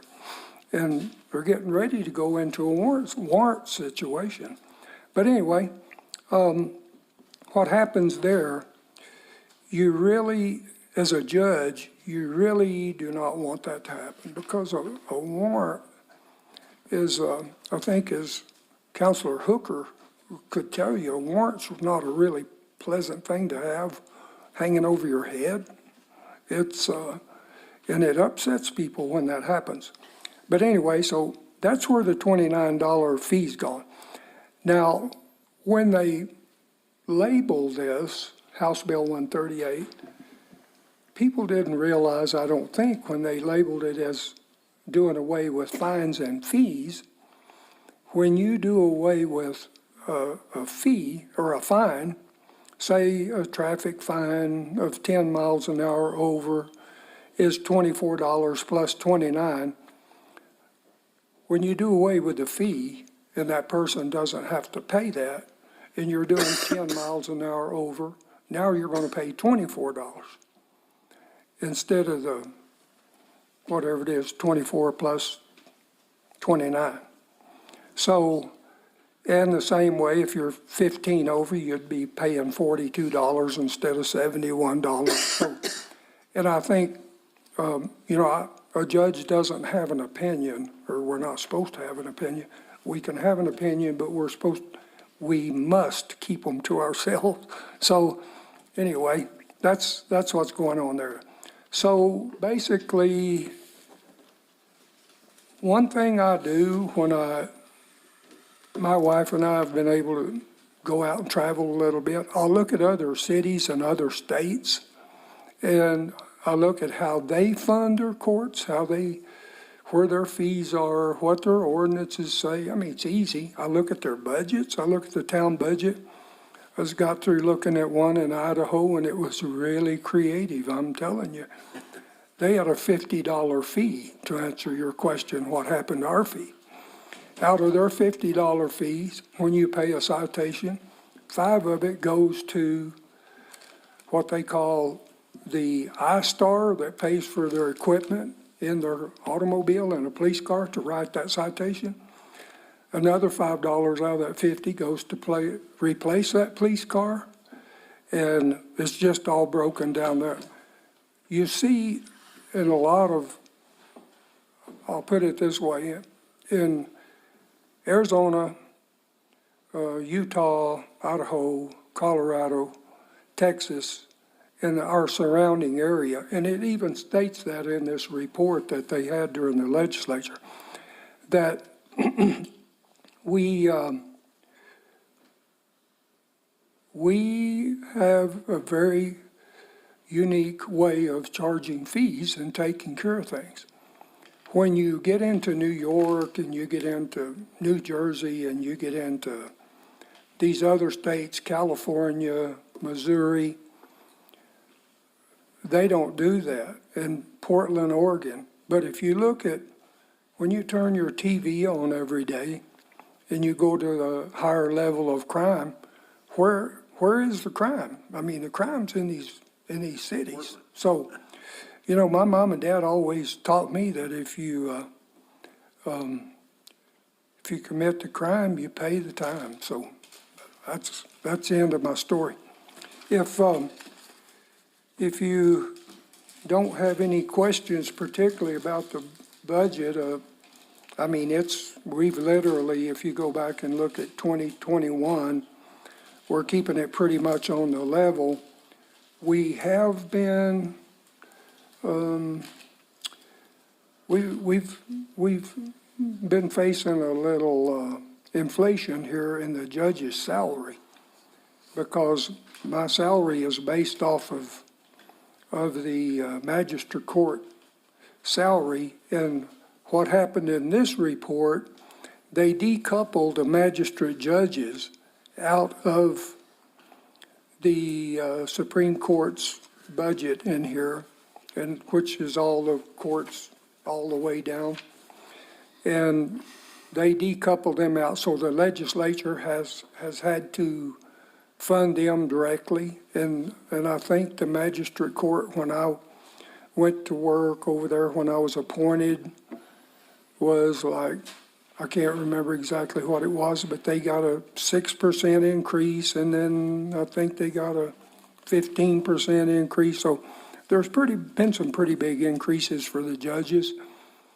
In the Supreme Court judges here, they asked for 21%, and they got it this past year. Even though they had a $19 million deficit after they killed all the others. Yeah, and so, but that's all I can tell you about. I don't have any control over fines and fees, and I think being the judge is the best job I've ever had with the village, because when I go to work, I can't even listen to the telephone conversations going on in court. I'm handed a docket, and I get to act on that, and that's it. So have you put out an ad for to fill a positions coming open? Are they doing what, Mayor? Have you put out an ad to fill a position that's going to be coming open? No, we haven't, and let me tell you about that. The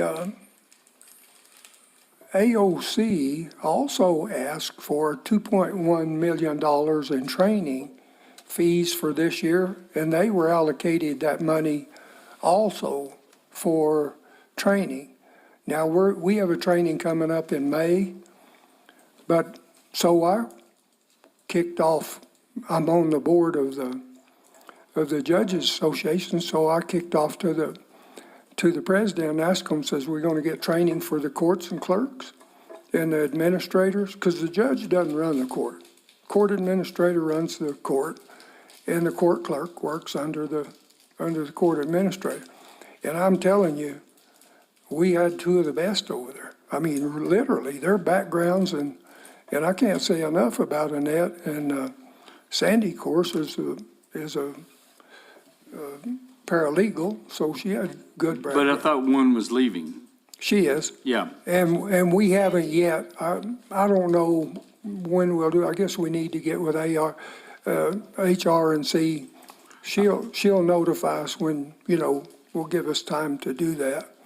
But I definitely would like Annette to be very, involved in that, because, she's the one that has to, and AOC just denied the training. But you don't have a time frame exactly. I know Sandy said she was going to sell her home and all that first. Yeah, she has to sell her house and, But I can say maybe. from personal experiences that we're having, it takes a while. Yeah. To find the right one. No, well, we'll be careful with that. And the court's kind of a different place in there, even though maybe AOC sometimes doesn't recognize municipal courts as much as they should. When our phone's ringing over there on Monday, Tuesday, and Wednesday, and it rings a lot, our court is directing the entire public of this whole area which court to go to. It's unbelievable.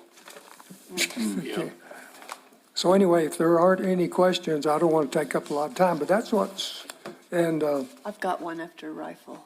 Do you have a question? Yes, I do, Judge. And it might be more to Ron or Michael. The furniture and fixtures for at the new court, is that all in place and everything? it's there, and what we're doing, as soon as they give us clearance, we'll go down and get that ready. And, I mean, the word's been all along that they didn't want us in there till, it was finished paved outside and right. and we agree with them. But I'll tell you this, our court's beautiful. I mean, it's I've really had the something. tour. It is very much so. I just want to make sure that there might be that extra filing cabinet or something that you need, or will you be moving any of this stuff in this office over there? No. Judy's saying she's keeping it all. It's going into her office. Well, I just wanted to make sure, Judge, that if there was any other, fixed equipment or anything might be there, that we add it to that line item. We appreciate that question, and I tell you, I feel bad sometimes because they take such good care of us. I'm telling you, you got the most talented people in the world in this organization. Yes. And Mayor Crawford, Well, what about you? Don't you need a new judge chair? No, I probably have one. I think I don't know, that's all been taken care of, and I have a new desk, a new office. When they build a courtroom, they give a judge a great big old office. He's not in there like, I'm operating off a little round table over there, I've been doing fine. Good. and Mayor Crawford, Mayor Pro Tem Salas, his equipment, all his furniture is stored in one of the Horton on the east wing, but we're going to have Parks and Rec and other some departments, now that they're going to start that remodel, is move it into the court area. We'll get with the judge and staff on all that, so. It's pretty much worked out how we'll transfer and everything. Did they get your carpet cleaned? We're probably gonna need to do that. Because, they were supposed to cover the plastic and it went in there and it wasn't, and you can see where they tracked everything in. It was originally, but I don't know what happened to that. They pulled it up for some reason and then they didn't put it down and tracked, that's what we were told. And there's, every time it rained, all that mud, Yep. and we're walking in there, and so we need to give We it a need to make good- sure it's We'll make clean. sure they get it cleaned. Code? Okay. Thank you Oh my much. We appreciate Sure. everybody. Two co- No. Now you know the rest of the story. That is- All right, well, thank you, That is Judge. very mean. Mayor Crawford, members of the council, I didn't know if we wanted to stop here. We can start with legislative, the manager's budget and the clerks in the morning, or we can move on to that, just whatever you, I think you have an excellent suggestion in that we stop here. okay? Okay, Like before, I don't know how you did it, Judy, without being in a fugue state by this time. all right, we'll call her quits for today. Thank you, everyone. Thank you all. So we will adjourn this meeting for today. Got it. My turn? 8 o'clock? 8 o'clock.